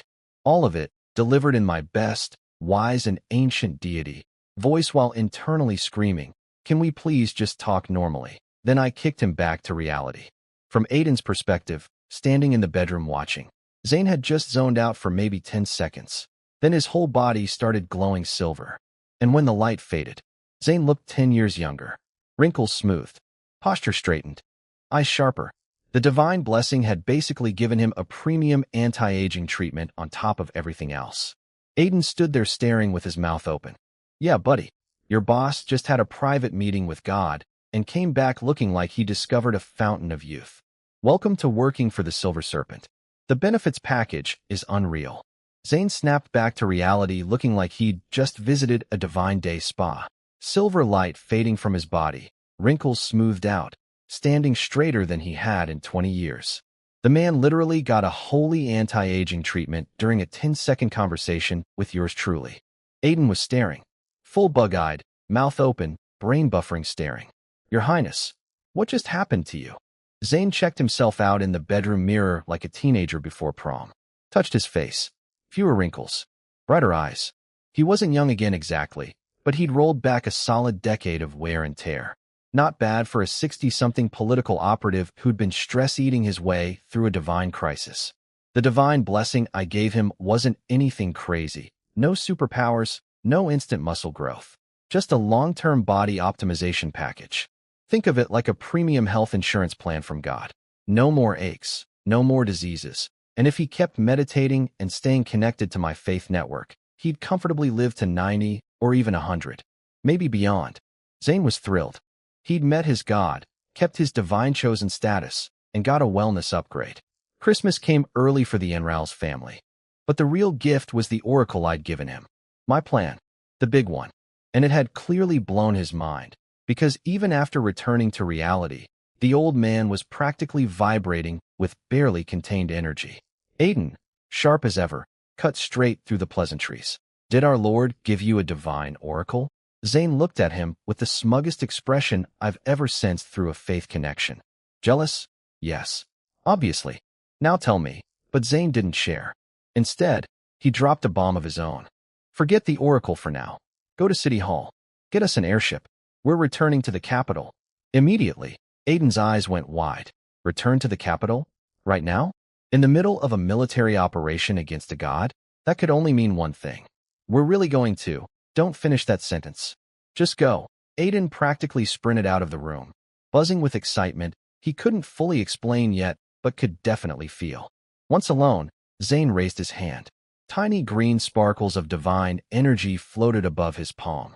His first taste of divine magic. The legendary power that priests and divine chosen wielded in the ancient era, now restored after a 1,000-year gap. The old man stared at those floating lights like they were the most beautiful thing he'd ever seen. So this is what divine power feels like. Not bad for one lifetime. He closed his fist around the light and smiled. Not a politician's smile. Not a schemer's smile. A believer's smile. Pure and quiet and absolutely unshakable. Meanwhile, I was already moving pieces on the board. Zane heading to the capital was step 1. The underground society was step 2. And step 3? Well, step 3 involved me personally visiting the Winston Kingdom's seat of power and introducing myself to the king. By introducing myself, I mean showing up as a 300-meter divine serpent and politely suggesting a change in management. Very politely. With teeth. So Zane's little, request an airship, move worked exactly as planned. Not because he got the airship, but because he didn't. See, when Aiden marched into City Hall asking for transport back to the capital, alarm bells went off everywhere. The secret society had spies in it. We always knew that. And within hours, the king and parliament fired off emergency orders. Strip Zane of his minister title, lock him down and seal res. Don't let him leave. Mayor Kester showed up at dawn with guards, apologies, and a termination letter. Behind him stood Hudson's mechanical church trio, watching the drama like popcorn entertainment. Sorry, Minister, I mean Mr. Zane. You're staying put. Zane read the order, and instead of panicking, he smiled. Because this was exactly what I told him would happen. The whole airship request was bait. We wanted the king to panic. We wanted them to reveal their hand and commit resources to containing Zane instead of focusing on me. Kester tried his brave face. The investigation must conclude before you can leave. Zane's response was magnificent. Cool as winter, calm as death, he looked at the mayor and every armed guard behind him and said, "You've all miscalculated one thing." Then he unleashed his divine spell. A wave of silver light exploded from his body. Every guard, every official, every single person in that hallway except his own bodyguards and the 3 church observers got launched off their feet like ragdolls. Bodies bouncing off walls, crashing into furniture, sprawling across the floor. Kester slammed into a wall, slid down, and somehow still had enough brain cells functioning to wheeze. You're already connected to the snake god. Quick thinker, that mayor. Wrong about everything important, but quick. Hudson, meanwhile, had blocked the blast with some kind of instant steel shield that materialized from his mechanical guts and then dissolved into black particles. Cyborg reflexes. Impressive, actually. Heretical power, Hudson said flatly. Zane turned to him without missing a beat. Heretical? Before your steam god existed, this world belonged to the real gods. Choose your words carefully. Then came the absolute power move. Would any of you like to witness something special? My lord, the Silver Lord of Lysetia, is about to return to this world and set things right. I'd hate for you to miss it. Dead silence. Every person on that floor, whether groaning in pain or standing in shock, had the same simultaneous realization. Everything happening right now, the airship request, the arrest, this confrontation, was planned. By Zane. By me. None of this was improvisation. It was choreography. Kester looked terrified. The guards looked broken. But Hudson? That beautiful lunatic actually grinned. Miss a spectacle like that? Absolutely not. Please, lead the way. Of course he wanted to watch. The man had mechanical organs and a death wish. Witnessing a primary god's grand return was basically his Christmas morning. And me? I was already moving, gathering my 320 meters of divine serpent body, preparing for the main event. Destination, the Winston Kingdom capital. Method, extremely dramatic entrance. Dress code, silver scales, divine radiance, apocalyptic vibes. The chess pieces were set. Zane had the society. Aiden had the connections. The army was distracted. The church was curious. Showtime. Everything was falling into place like dominoes made of pure destiny. Andrew came to me in the spiritual realm, practically glowing with excitement. My lord, everyone's ready. The villagers, even the prisoners, they all want to follow you and witness your march to the capital. I said yes, obviously. What kind of god denies his people a front row seat to the greatest show on earth? Besides, having witnesses was the whole point. Zane's idea, actually, make everything public. No secret battles in remote forests. A divine march straight to the capital, visible to everyone, undeniable and unstoppable. Just get that airship flying again, I told Andrew. You'll need it to keep up with me. Andrew bowed out and delivered the news. The young villagers absolutely lost it. Screaming, cheering, practically tripping over each other with excitement. The Lord said yes. We're going to the capital. I want to see those fancy nobles wet themselves. Joel shut them up fast enough. Celebration later. Fix the airship now. 2 hours. Move. That airship I'd dragged underground during the battle? I'd been surprisingly gentle with it. Mostly intact. The prisoners, now enthusiastic volunteers, started repairs immediately. Meanwhile, Andrew slipped into the spiritual realm to meditate and wait for Zane. I'd created this divine space where anyone blessed with my power could enter, communicate across any distance, and train their spiritual capacity. Like a holy group chat, except prettier and with floating silver clouds. Zane showed up right on schedule. The two of them finally met properly, my priest and my secret king, face to face in divine space for only the second time. 3 airships are coming, Zane reported casually. Loaded with observers. Andrew blinked.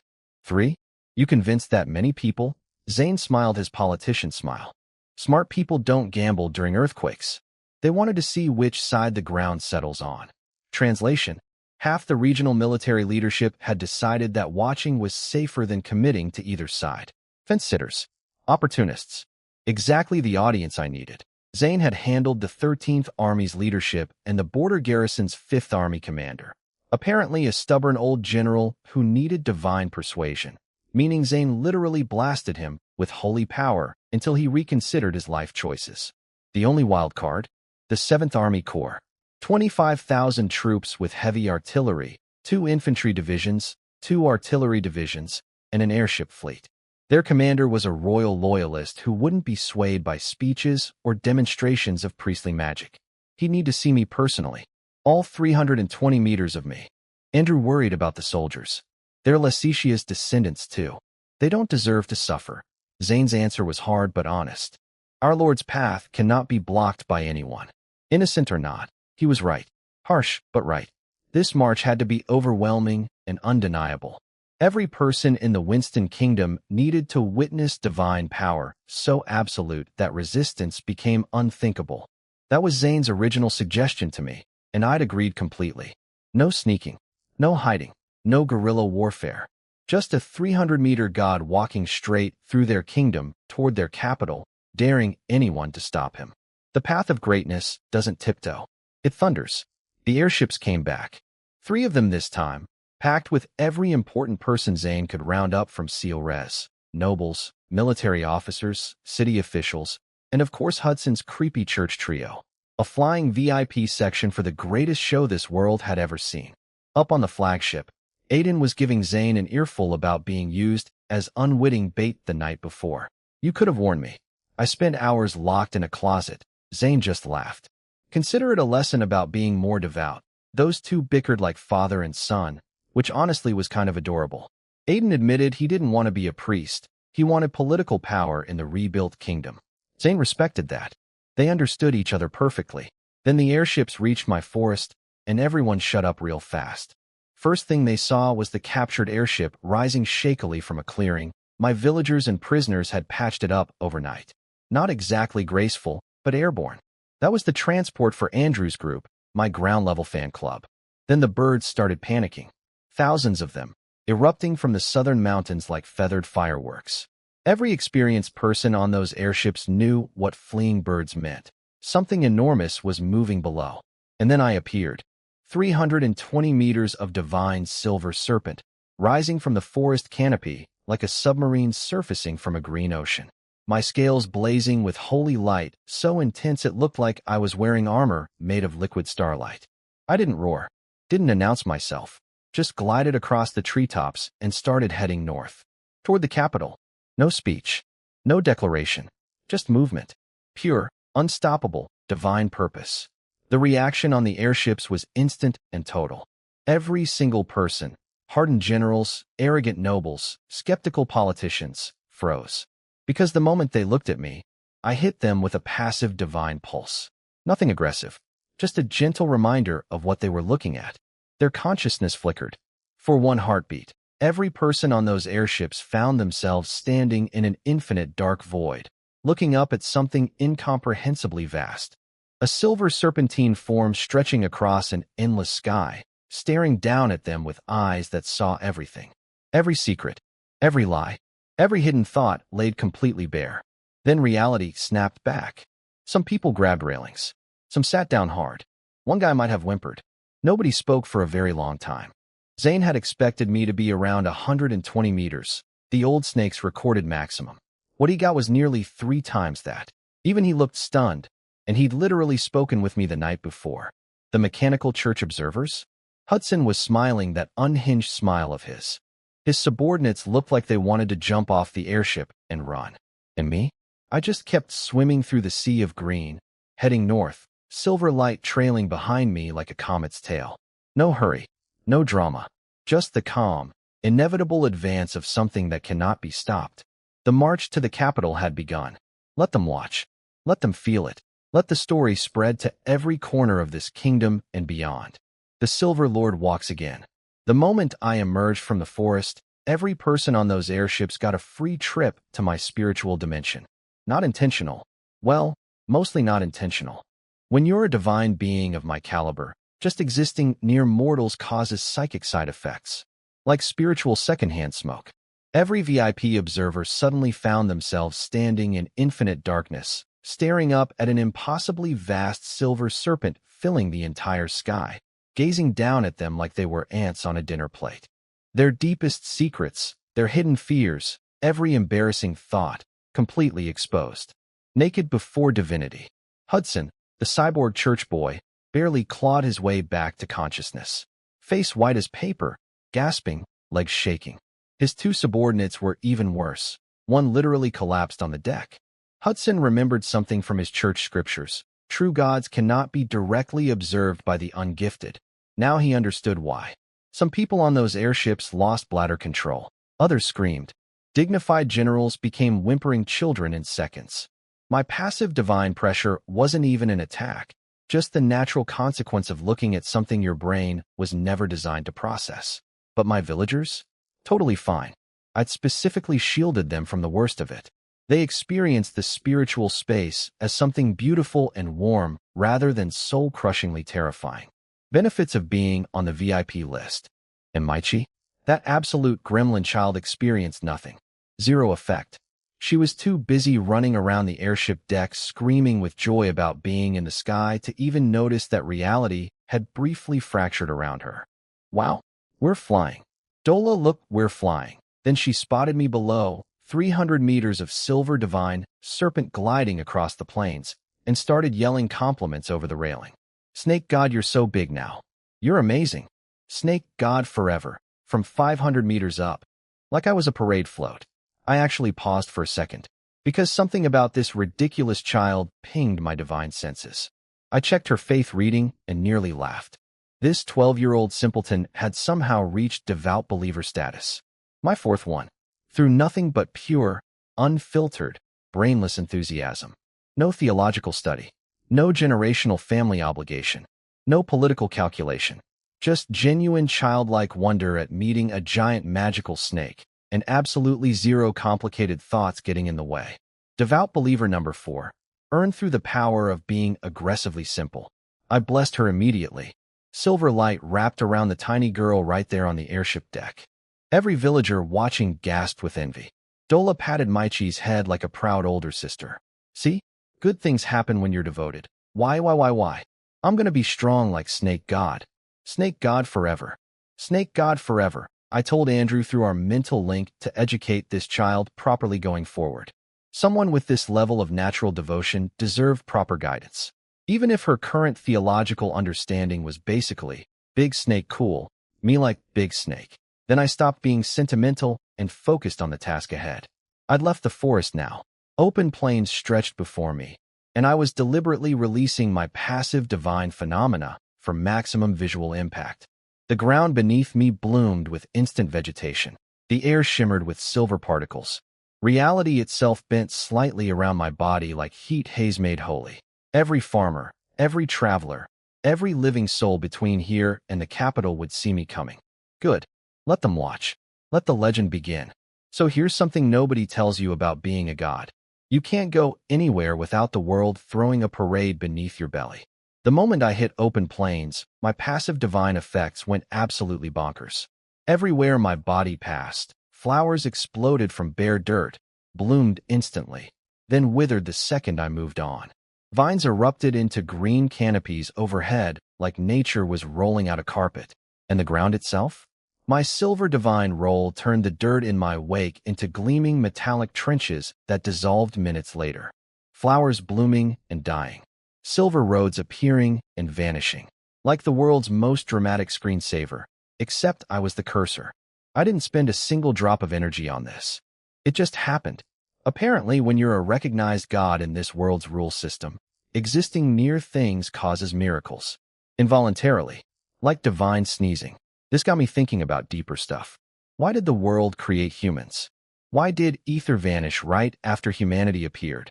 Why were beast gods forced into faith-based godhood? The answer hit me like a cosmic freight train. The world planned this. The whole divine hiding era, the forced evolution into faith gods, the eventual return. It was all the world's operating system pushing beast gods down a specific developmental path. Like a cosmic tutorial nobody asked for.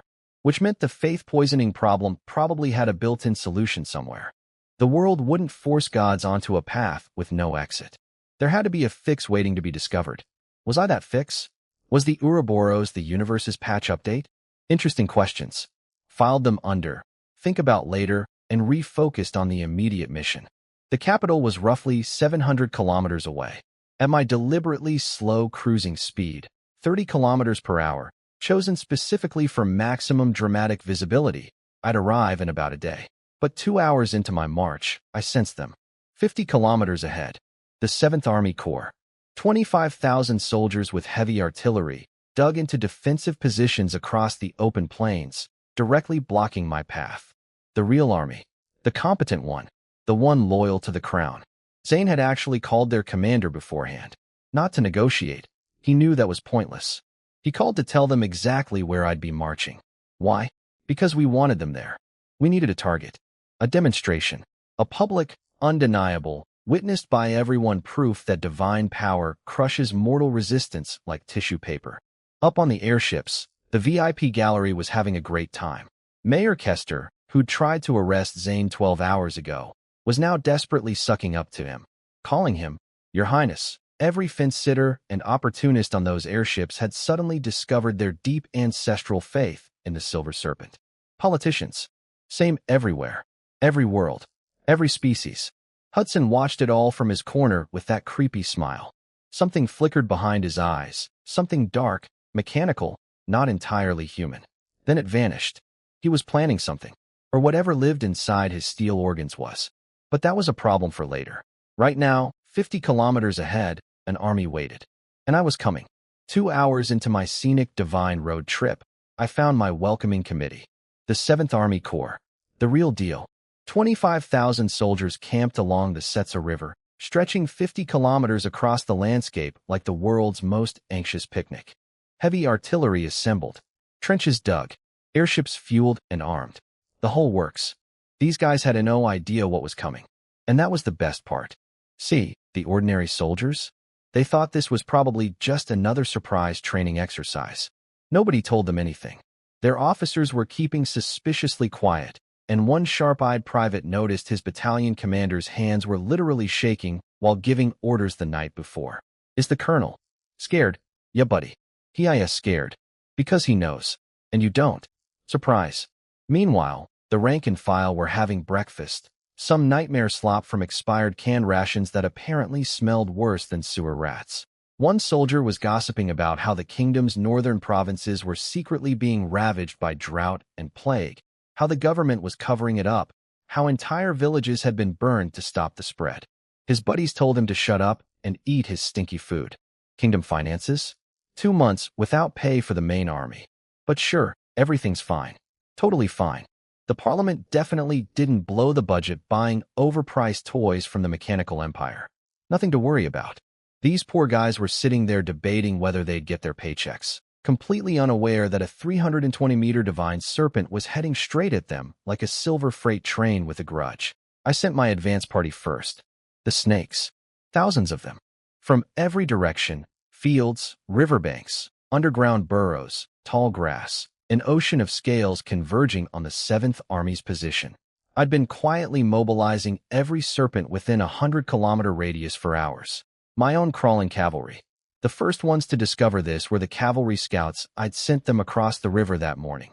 They rode out for routine patrol, and within the hour, they were screaming back toward their own lines, firing pistols wildly behind them at a living tidal wave of snakes. Horses panicking, riders falling, snakes launching themselves through the air to bite cavalrymen off their saddles. It was chaos on a biblical scale. The frontline infantry watched through binoculars as their elite cavalry sprinted toward them with faces frozen in pure horror, shooting at. Nothing visible. No enemy army. No foreign soldiers. Just dust clouds. Then someone with good eyes finally saw what was in the dust. Snakes. Millions of snakes. What are we supposed to fight? Am I losing my mind? The looks on those soldiers' faces when they realized their enemy wasn't a foreign army, but an infinite swarm of serpents must have been absolutely priceless. Textbook existential crisis. Boot camp didn't cover this. And the best part? While every eye was fixed on the snake tsunami pouring across the river from the south, nobody noticed the snakes already inside their perimeter, slithering through trenches, swimming up through the river water, appearing in camp supply tents, under bedrolls, everywhere. Because here's what these soldiers didn't understand yet. They weren't the hunters. They weren't even the defenders. They were sitting in the middle of my territory. Every blade of grass, every drop of river water, every shadow and every trench, it was all mine. The war horns sounded across the 3rd Defense Sector. 60,000 soldiers scrambled into battle positions, gripping rifles, peering across the river, hearts pounding. And somewhere behind that wall of snakes, still 50 kilometers out, but closing steadily, the ground was trembling. That was me, coming to say hello. My snake army arrived first. Call it the opening act. From the Seventh Army's perspective, their morning went something like this. Eat terrible expired canned food, complain about not getting paid for 2 months, wonder why they're digging trenches for no reason, then watch the cavalry scouts come screaming back across the river chased by what appeared to be the entire snake population of the continent. The scouts were firing their pistols behind them at a living carpet of serpents, snakes launching themselves through the air, biting riders off horses like furry missiles. Total pandemonium. And behind the cavalry, the snake tide just kept coming. More and more and more, until the entire opposite bank of the Setsa River was a writhing, hissing wall of scales. Then 2 of their airships crashed. Just fell out of the sky, wrapped in vines, dragged down. Gone. And then, silence. The snakes stopped at the riverbank. Just stopped. Lined up along the opposite shore like the world's most terrifying army formation and just stared. Millions of tiny eyes, all looking across 50 meters of river water at 60,000 frozen human soldiers. Nobody fired. Nobody moved. Nobody even breathed. You'd think professional soldiers would immediately start shooting. The river was narrow enough, 50 meters, easy musket range. They had heavy artillery behind them that could carpet bomb the snake army into paste. But nobody gave the order. The officers were too stunned. Some literally forgot to contact headquarters. Their brains had blue-screened. Up on the command hill, the officers who actually knew what was happening were arguing among themselves. Some wanted to attack immediately. They're just snakes. We have cannons. Others were reciting mechanical empire success stories to pump themselves up. Other kingdoms killed gods. We can too. One sharp major noticed something weird though. This whole setup feels arranged, like both sides agreed to meet here. Bingo, smart guy. That's exactly what happened. Zane had called their commander, General Connor, and basically said, here's exactly where the snake god will be passing through. Set up your defense. Consider it a formal duel for the fate of the kingdom, old-fashioned. Chivalrous, even. A divine-era tradition. The god marches, the army blocks, and the outcome decides everything. Like a knight's honor duel, except one side was a 300-meter serpent deity. Some officers scoffed. One battle decides the kingdom's future? Even if we lose, there are other armies. Oh, sweet summer children. You have no idea what's about to hit you. General Connor ordered everyone to hold fire and wait. He was flying in personally on an airship. 20 minutes out. Meanwhile, the rest of the 7th Army, all 250,000 of them, started converging on the 3rd Defense Sector. Artillery rolling forward. Bombing airships launching. Every unit within 50 kilometers marching toward the confrontation point. And then MY effect started. The ground began to tremble. Not from troops marching. From me. Still kilometers away, but close enough now that the earth could feel me coming. The river started behaving wrong. Waves pushing against the current, sloshing up onto both banks. Then, across the river, the barren farmland began to transform. Grass erupted from bare soil. Wildflowers bloomed in waves. What had been empty harvested plains turned into a sea of green and color in seconds, spreading outward like a divine paint spill. The smell hit the soldiers next. Fresh grass, flowers, the sweetest, most beautiful scent any of them had ever experienced, carried across the river by the wind of my approach. 60,000 soldiers stood in their trenches watching the opposite bank turn into paradise and smelling heaven on the breeze, while the ground shook harder and harder beneath their boots. Some of them looked numb, past fear, past confusion, into that special zone where reality has broken so completely that your brain just gives up trying to make sense of anything. And behind all of it, behind the snake army, behind the blooming fields, behind the trembling earth, 3 familiar airships appeared on the horizon. My observation gallery. My witnesses. The ground shook harder. I was almost there. I love how humans handle things they don't understand. Some of them figure it out faster than others, though. Down in the trenches, one soldier suddenly went pale and started screaming. I know what this is. My grandpa told stories about this. The Lysetia kingdom. The Silver Lord. A snake god created our ancestors' civilization. His buddy stared at him like he'd grown a second head. And what now? A god. A giant divine snake. Built the first kingdom on this land. Taught humans everything. Made the soil grow crops everywhere. Gave people the power to control snakes. Ring any bells? Look at what's happening across the river. Silence. Then someone else connected the dots. Wait, are you telling me the generals sent us to fight a god? Our own god. Those lying noble scumbags. And then came the fun part, the philosophical debate. In a trench, during a standoff with 10 million snakes. One soldier actually made a pretty decent argument against me. Look, even if this god is real, do we really want to go back to the old days? Religious rule? Priests controlling everything? We're this close to getting constitutional monarchy. Life is getting better. Why would we trade progress for some ancient snake telling us what to do? Honestly. Fair point, random trench soldier. I respect the critical thinking. You're wrong about my intentions, but I respect the reasoning. The other soldiers went dead quiet.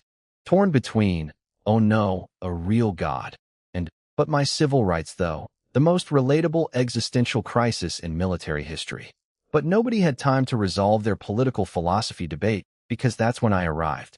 I'd been experimenting with my silver divine powers during the march. Turns out I can burrow underground like a fish through water. My body just melts through rock and soil, reshaping the earth around me. That rumbling everyone had been feeling? That was me, swimming through the planet's crust like it was a swimming pool. So instead of approaching from the horizon like a normal giant snake, I erupted from the ground right at the riverbank. BOM, 320 meters of silver deity exploding out of the earth in a shower of dirt and stone, right behind my snake army, right in front of 60,000 soldiers who'd been nervously staring across a river for the past hour. Dramatic? Incredibly dramatic. Unplanned. Mostly planned. The explosion was a bit much, but honestly the ground just does that when something my size comes through at its speed. For one beautiful second, the entire battlefield went silent. Both sides frozen. My snake army. Their human army. Their 15 airships hovering on one side. My 3 airships on the other. Like an oil painting of the most absurd military standoff in history. Ancient tradition. Army versus God. Soldiers against serpents. The old world against the new. Then someone on their airship raised a battle flag. And approximately 1 second after my head cleared the ground, before I could even shake the dirt off my scales, the entire rear artillery line opened fire. Boom, boom, boom, boom. Hundreds of heavy artillery shells screaming through the air toward my position. No warning shot. No negotiation. Just instant, maximum violence response. Every cannon they had, all at once, dumping everything on my location like the world's most aggressive fireworks show. Simultaneously, officers along the river went absolutely berserk. Fire! Fire! Everyone fire! The snakes are charging. Shoot everything. Because yes, the moment the first cannon fired, I sent my snake army forward. Millions of serpents pouring across that 50-meter river like a scaled tsunami. War horns, cannon thunder, rifle volleys, snake hissing, men screaming. The Battle of the Setsa River had begun, and I was standing right in the middle of it, covered in dirt, watching artillery shells arc toward me through a beautiful flower-covered sky. Cute. The battle kicked off and immediately turned into the most one-sided military disaster these people had ever seen. My snake army hit the river like a scaled tsunami. Millions of serpents pouring across 50 meters of water, while the entire human defense line opened up with everything they had. Muskets cracking, cannons booming. The river literally boiling with bullet impacts and explosions. Snakes died by the thousands. Tens of thousands. But here's the beautiful part. When the soldiers looked closely at the dead snakes washing up on shore, they weren't snakes at all. They were sticks, grass, twigs, roots twisted into snake shapes by my divine power. These aren't real snakes. They're made of plants. Yeah, buddy. Welcome to fighting a nature god. Every blade of grass on the opposite bank was a potential soldier in my army. Kill 1,000, I make 10,000 more. It costs me almost nothing. It's like trying to drain an ocean with a teaspoon. The psychological impact was devastating. Soldiers watched their bullets shred snake after snake, only to see the pieces crumble into wood and leaves. And behind every wave of dead plant snakes, another wave, and another. Endless. The frontline troops broke in under 8 minutes. Just crumbled. Men screaming, crying, abandoning trenches. The snake tide washed over the first defense line like it wasn't even there. Meanwhile, what was I doing during all this? Hiding. Under a shell. When their artillery spotted me emerging from the ground, They immediately dumped everything they had on my position. Hundreds of heavy shells. Respectable response time, honestly. So I did something practical. I used my silver divine power to harden my body and the surrounding earth into a gleaming metallic dome. A white-silver bunker, stretching hundreds of meters across the landscape like a giant, overturned bowl. Their shells kept hitting it. Bang, bang, bang, bouncing off like rubber balls thrown at a bank vault. The artillery crews kept firing anyway because nobody told them to stop. And honestly, what else were they going to do? Up on the command airship, General Connor was sweating bullets. Smart man. He'd figured out what the others hadn't. My body was way too big. Bigger than any recorded god. Bigger than legends said I should be. Every other awakened god across the continent had been maybe 10 to 20 meters. I was over 300. His staff argued about what to do. One general was still puffing his chest. It's just a dumb animal. We can outlast it. The army's chief strategist shut him down cold. Zane isn't stupid. He spent decades outmaneuvering the entire parliament. If he's confident enough to announce this god's march in advance, he knows something we don't. Connor agreed. Something was very wrong. If I was so strong, why was I just sitting there taking artillery hits behind a shield? Was I testing them? Was I waiting for them to reveal their secret weapon? Because yes, they did have a secret weapon. Something purchased from the Mechanical Empire. Something they hadn't used yet because they weren't sure it would work either.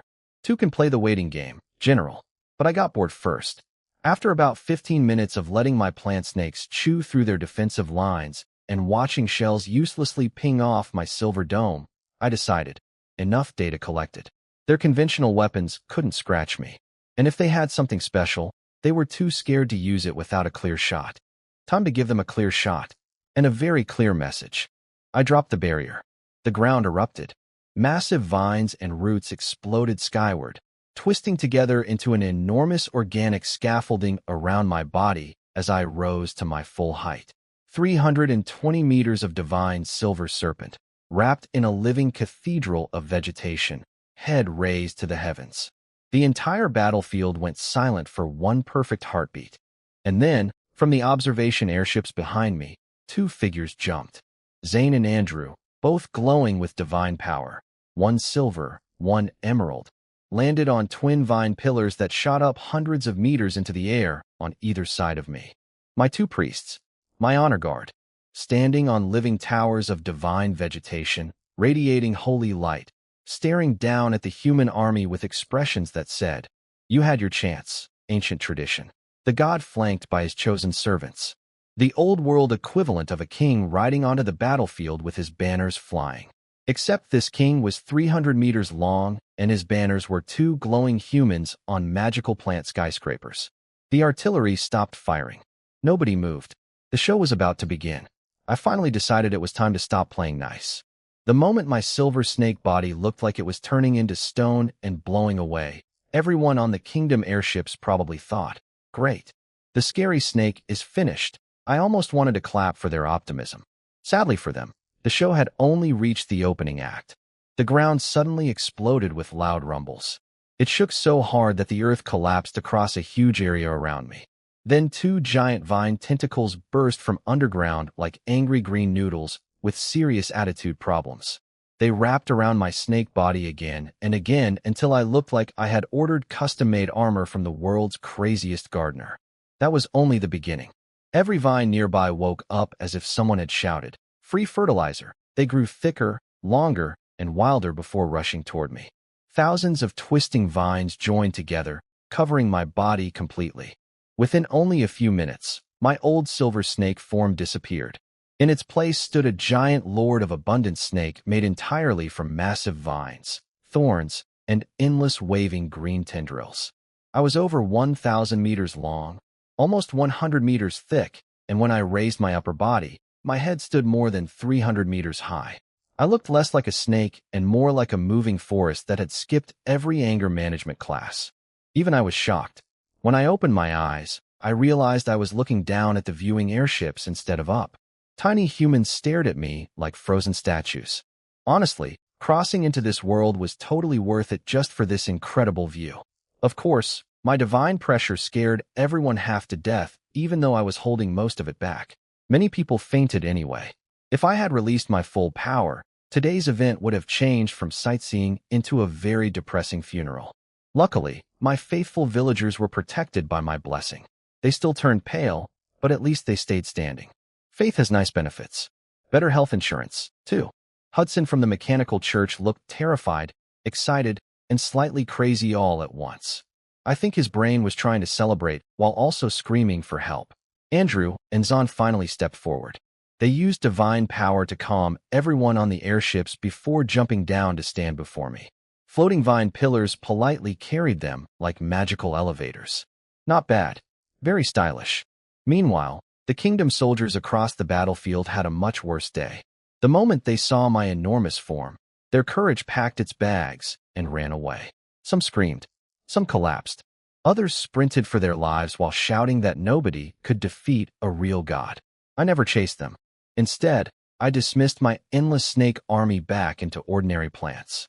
I did not want a pointless massacre. My goal was simple. I wanted everyone to survive, spread stories about what they had witnessed, and remember forever that fighting a true god was the worst career choice imaginable. The kingdom army did not lose the battle. It tripped over its own boots, screamed, and sprinted away before anyone even blew the final whistle. After everyone saw my giant Lord of Abundance form, the frontline soldiers completely broke. They ran so fast that the troops waiting behind them had no idea what was happening. Officers tried to stop them. Some even pointed guns at the runners. The runners basically replied, "Shoot if you want. I'm still leaving." Some soldiers even charged through their own teammates just to escape. Nobody cared about medals, promotions, military court, or the kingdom anymore. Their only life goal was becoming the fastest human alive. Far behind the battlefield, the artillery kept firing because nobody had told them the battle was already over. Then they suddenly lost contact with the scouts. Why? Because the scouts looked through their binoculars, saw me, and their brains officially resigned from service. Some fainted. Some threw away their binoculars. Some forgot how reports worked and simply ran in random directions like chickens that had seen the tax collector. Watching all this, I figured my job as the final boss was already finished. A proper god should not spend all day chasing tiny soldiers like someone smashing mosquitoes with a mountain. That's terrible boss management. So it was time for my strongest employees to earn their salaries. Andrew and Zahn. With one thought from me, they understood immediately.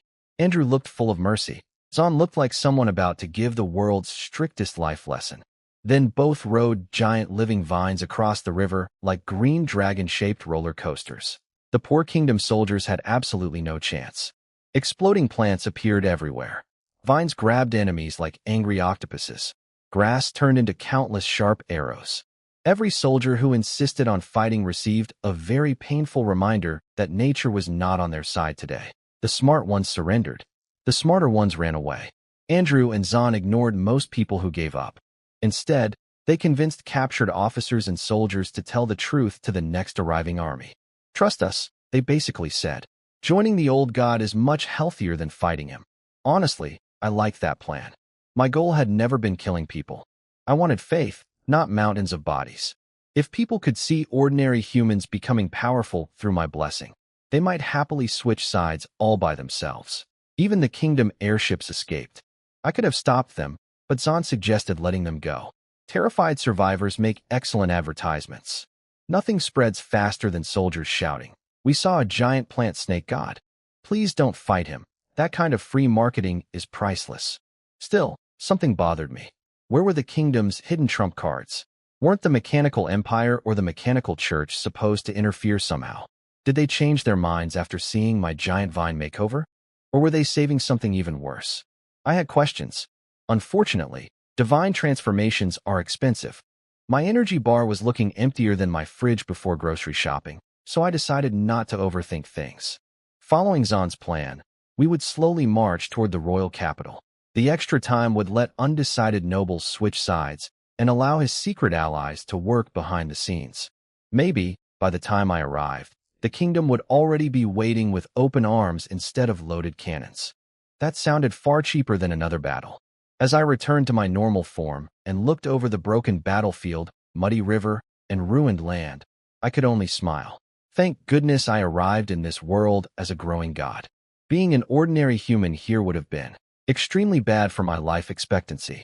About an hour after I gave the Kingdom Army the biggest emotional damage in history, their surviving officers finally calmed down while flying away in their airships. Well, calmed down is a generous description. Most of them looked like people whose souls had left for vacation without telling their bodies. One general sadly sighed that over 200,000 soldiers had marched into battle, only to return with fear, confusion, and probably several new nightmares. He had no idea how they would explain this disaster to the king or the people. Honestly, I would not want that meeting either. Some officers quickly defended themselves. This isn't our fault. The enemy turned into a 1,000-meter plant monster. I don't remember that possibility in military school. Fair point. Others became completely hopeless. One officer basically gave the speech of the century. He said humans were not even ants compared to me. Guns were useless. Cannons were jokes. Entire armies were little more than free exercise equipment for a real god. Even the mighty mechanical empire would probably suffer horribly if they fought me. Listening to him would probably lower everyone's morale by another 50%. The whole deck became silent. Many officers remembered seeing my divine form. Their minds had been dragged into that strange spiritual space, and now they were questioning everything they believed. Some had spent their whole lives saying gods were just old fairy tales with fancy costumes. Then they met me. Oops. They even started wondering if souls were real. Spoiler, apparently yes.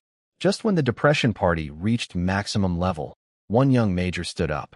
Everyone looked at him like he had volunteered to wrestle a volcano. But he stayed calm. He said they had not truly lost the war. Only one battle. That caught everyone's attention. Then he started explaining. He believed I never wanted a normal battle. I wanted a giant stage to announce my return as a god. Crushing the Kingdom Army was simply my grand opening performance. Honestly, he was surprisingly close. The young major also noticed something important. I never chased the retreating army. I never slaughtered every fleeing soldier. Why? He guessed 2 reasons. First, I had probably spent a huge amount of divine power and wanted to save energy. Correct. Second, I wanted terrified survivors to spread stories about me across the kingdom. Also correct. This kid deserved bonus points. He even guessed that someone beside me was helping plan everything. After all, a newly awakened god should not automatically become a master strategist overnight. Again, not bad. The officers slowly started thinking instead of panicking. They remembered that gods in this age needed human faith to recover their strength. Maybe I was trying to conquer hearts instead of filling graveyards. Exactly. Then the old Commander Connor finally walked onto the deck. Unlike everyone else, he looked steady as a mountain. He praised the young major and reminded everyone that the kingdom had not used its final hidden trump card yet. Interesting. So they still had secrets. Connor ordered everyone to rest and promised that the kingdom would not fall so easily or become slaves to an ancient god. The officers relaxed a little after hearing him. As their airships disappeared into the sunset, they placed all their remaining hope on their king, Connor, and whatever mysterious backup plan they had been hiding. Meanwhile, I could only smile. If their greatest weapon was still waiting, then our next meeting was going to be very interesting. After my big victory, the battlefield finally became quiet. No more explosions. No more screaming. Just prisoners making dinner while wondering how their lives had become so strange. We only captured about 2,000 soldiers, mostly artillery troops. The rest? I let them go. Some people might think, Luo1, are you feeling generous today? Actually, yes, but also no. I did not need thousands of prisoners. I needed thousands of walking newspapers. Those soldiers had seen me become a giant vine god. Once they got home, they would tell everyone exactly what happened. Then their friends would tell more people. Soon the entire kingdom would know that an enormous plant snake had politely ruined their military. Best advertising campaign ever. My goal had never been killing people anyway. Dead people cannot pray. Living people can. Very important difference. Meanwhile, all the guests from the viewing airships gathered in camp, while Andrew and Zahn walked outside for a private chat. Poor Andrew looked depressed. He said he had spent his whole life in a small village and felt useless compared to Zahn. According to him, all the brilliant plans, the surprise battle, and the perfect timing came from Zahn. He felt embarrassed that he had not done enough for me. I almost wanted to hand the old man a "You're doing great" sticker. Luckily, Zahn immediately comforted him. He reminded Andrew that without his family's faith, I might never have awakened in the first place. His job had always been protecting belief, while Zahn's job was handling politics and kingdoms. Different jobs. Same boss. Me. Andrew finally relaxed and smiled. Crisis solved. Then Zahn suddenly sensed me calling. His consciousness entered our spiritual space, bowed respectfully, and immediately started giving what sounded like the world's most serious project report. My lord. Honestly, he was so professional that I almost expected charts and spreadsheets. He told me some excellent news. A powerful Western duke named Gideon had already decided to support me. Even better, Gideon controlled the Fifth Army. Not officially, of course. Officially, it belonged to the kingdom. Unofficially, let's just say everyone knew whose soldiers they really were. I asked if Gideon wanted anything in return. No, I laughed. A smart politician knows that asking for nothing is usually the biggest request of all. Then Zahn explained everything.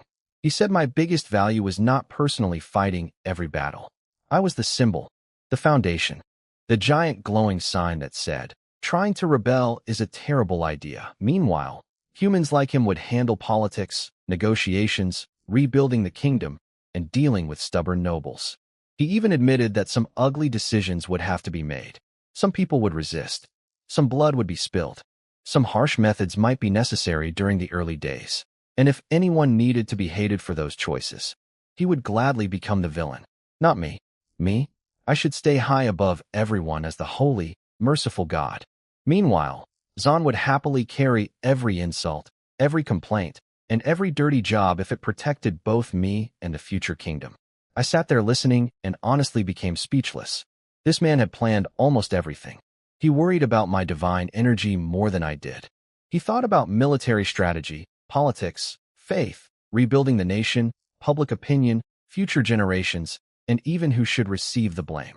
His loyalty was so overwhelming that I almost wanted to ask whether he secretly graduated from the Perfect Follower Academy.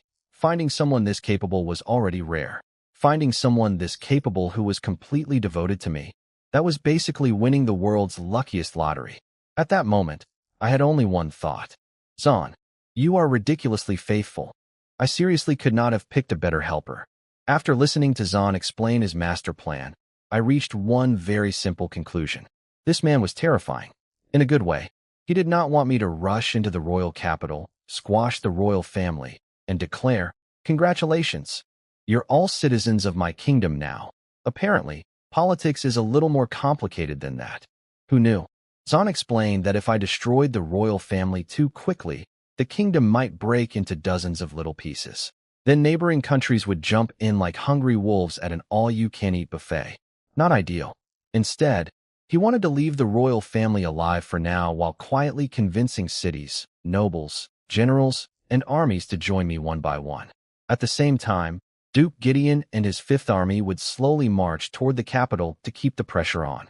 Nothing says, "Please reconsider your life choices," quite like 100,000 soldiers walking toward your front door. Even the 13th Army, which had luckily escaped fighting me, might switch sides after a little. Friendly conversation. Honestly, Zahn's plan was beautiful. Less war, more persuasion, more people alive, more believers. Everyone wins. Well, except the people trying to stop us. He also pointed out something important. If I acted like a wise and merciful God instead of an angry destroyer, neighboring kingdoms would be much less likely to form a giant alliance against me. Again, very smart. After nearly 2 hours of planning, I finally realized something. I had seriously underestimated politicians. They could conquer kingdoms using words while I was over here, becoming a giant plant snake. I happily praised Zahn. I even compared him to Felix, the legendary first king chosen by the white silver snake. To be honest, I barely remembered who Felix actually was. But Zahn certainly remembered. The poor guy almost exploded from happiness. Apparently Felix was his ancestor. Oops. Accidental critical hit. He immediately accepted my praise and prepared to carry out the plan. Then his expression became serious. He admitted there was still one dangerous problem. Actually, two. The mechanical empire. And me. More specifically, he worried about my true condition. Was I really as powerful as I looked? Or was I secretly surviving on confidence, dramatic entrances, and good lighting? Fair question. Normally nobody should ask a god something so sensitive. especially in a world where people hunt gods. But Zahn had to know enough to build the future safely. I appreciated his honesty, so I gave him a private answer that nobody else would ever hear. I simply told him I could still use power on the same level as the last battle at least 3 to 5 more times. His worries disappeared instantly. Mission accomplished. After he left, I opened my eyes in the real world and immediately laughed. 3 to 5 times? That was actually me being extremely careful. After checking my energy, I figured I could probably repeat that battle around 20 times before I became seriously exhausted. Still, I was not exactly rich. Every second I stayed awake burned energy. The world's magical power was still far too weak to support a creature like me. Just existing cost power. Thinking cost power. Moving cost power. Being a giant mythical snake turned out to have surprisingly expensive living costs. No wonder ancient gods like believers. Faith was basically divine food. Without enough of it, I could eventually weaken or even fall asleep again. Definitely not part of my retirement plan. Luckily, today's battle was already paying dividends. When I checked my believers, I nearly smiled from ear to ear. I had gone from around 2,000 followers to over 10,000. Those terrified soldiers worked fast. Fear, respect, and rumors were spreading exactly as planned. This was only the beginning. In a few days, the entire kingdom would know my name. And once people knew I existed, faith would naturally follow. So I looked up at the silver moon, relaxed, and decided to wait 3 to 5 days. Now I was curious. Just how much magic could Zahn perform? Without using any magic at all? The morning after my victory, everything was running exactly as planned. The guest airships headed back west with Zahn, while Duke Gideon happily took over the 2,000 captured artillery soldiers and all the abandoned supplies. Honestly, the battlefield looked like the world's biggest clearance sale. Gideon was so pleased that he promised his 5th Army would arrive within 2 days and start marching toward the royal capital whenever we wanted. As for me, everyone insisted I should rest. Apparently being a giant god requires proper naps. Andrew stayed behind with me, while all my eager villagers refused to leave. They wanted to help build the new kingdom, so Andrew assigned them to guard the prisoners. The prisoners had no weapons, no courage, and were surrounded by my snakes. Let's just say nobody was planning an escape.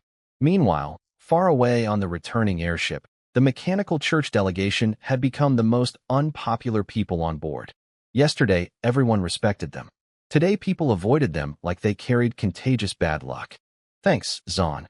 Before they left, he politely told them to return home and informed the mechanical empire that I was neither an evil monster nor a mindless beast. I was powerful. I was merciful. But I was also very patient. Only up to a certain point. If the empire came with bad intentions, they should not expect a warm welcome. It was basically diplomacy wrapped inside a very polite warning label. The 3 mechanical church members accepted it without arguing. Then they started talking among themselves. They admitted Zahn had fooled everyone. Who would have guessed that an important government minister secretly belonged to one of the ancient royal bloodlines chosen by the white silver snake? Honestly, he really had been playing the longest game imaginable. The church members also admitted I was far stronger than any of their predictions. According to all their research, a god should not have awakened with this much power. Oops. Their leader, Hudson, stayed quiet for a long time. Then he finally smiled. That smile made me feel like someone was about to make my day much more annoying. He admitted the mechanical empire would never allow a powerful god like me to rebuild a divine kingdom. However, they also knew rushing in to fight me directly would be incredibly stupid. For once, we agreed. Instead, they planned something much sneakier. Hudson reminded his companions that I was not the only ancient god in the world. Then he revealed the empire had already sent someone north, toward the Plague Lands. The 2 others looked confused. Apparently, they had no idea what was waiting there either. Meanwhile, far away in the northern desert of the kingdom, 5 royal airships floated above a city that looked completely dead. The streets were empty. The buildings were silent. The plague had wiped almost everyone out. A royal prince stood beside a bishop from the mechanical empire. The prince asked if this was really the place. The bishop calmly nodded. According to the mechanical god's divine message, the true source of the terrible plague was sleeping beneath the city. An ancient god. Well, that certainly explained why the plague had been so unbelievably awful. The bishop cheerfully announced that awakening this underground god would help both the empire and the kingdom. He even praised steam, machinery, and his own god while saying it.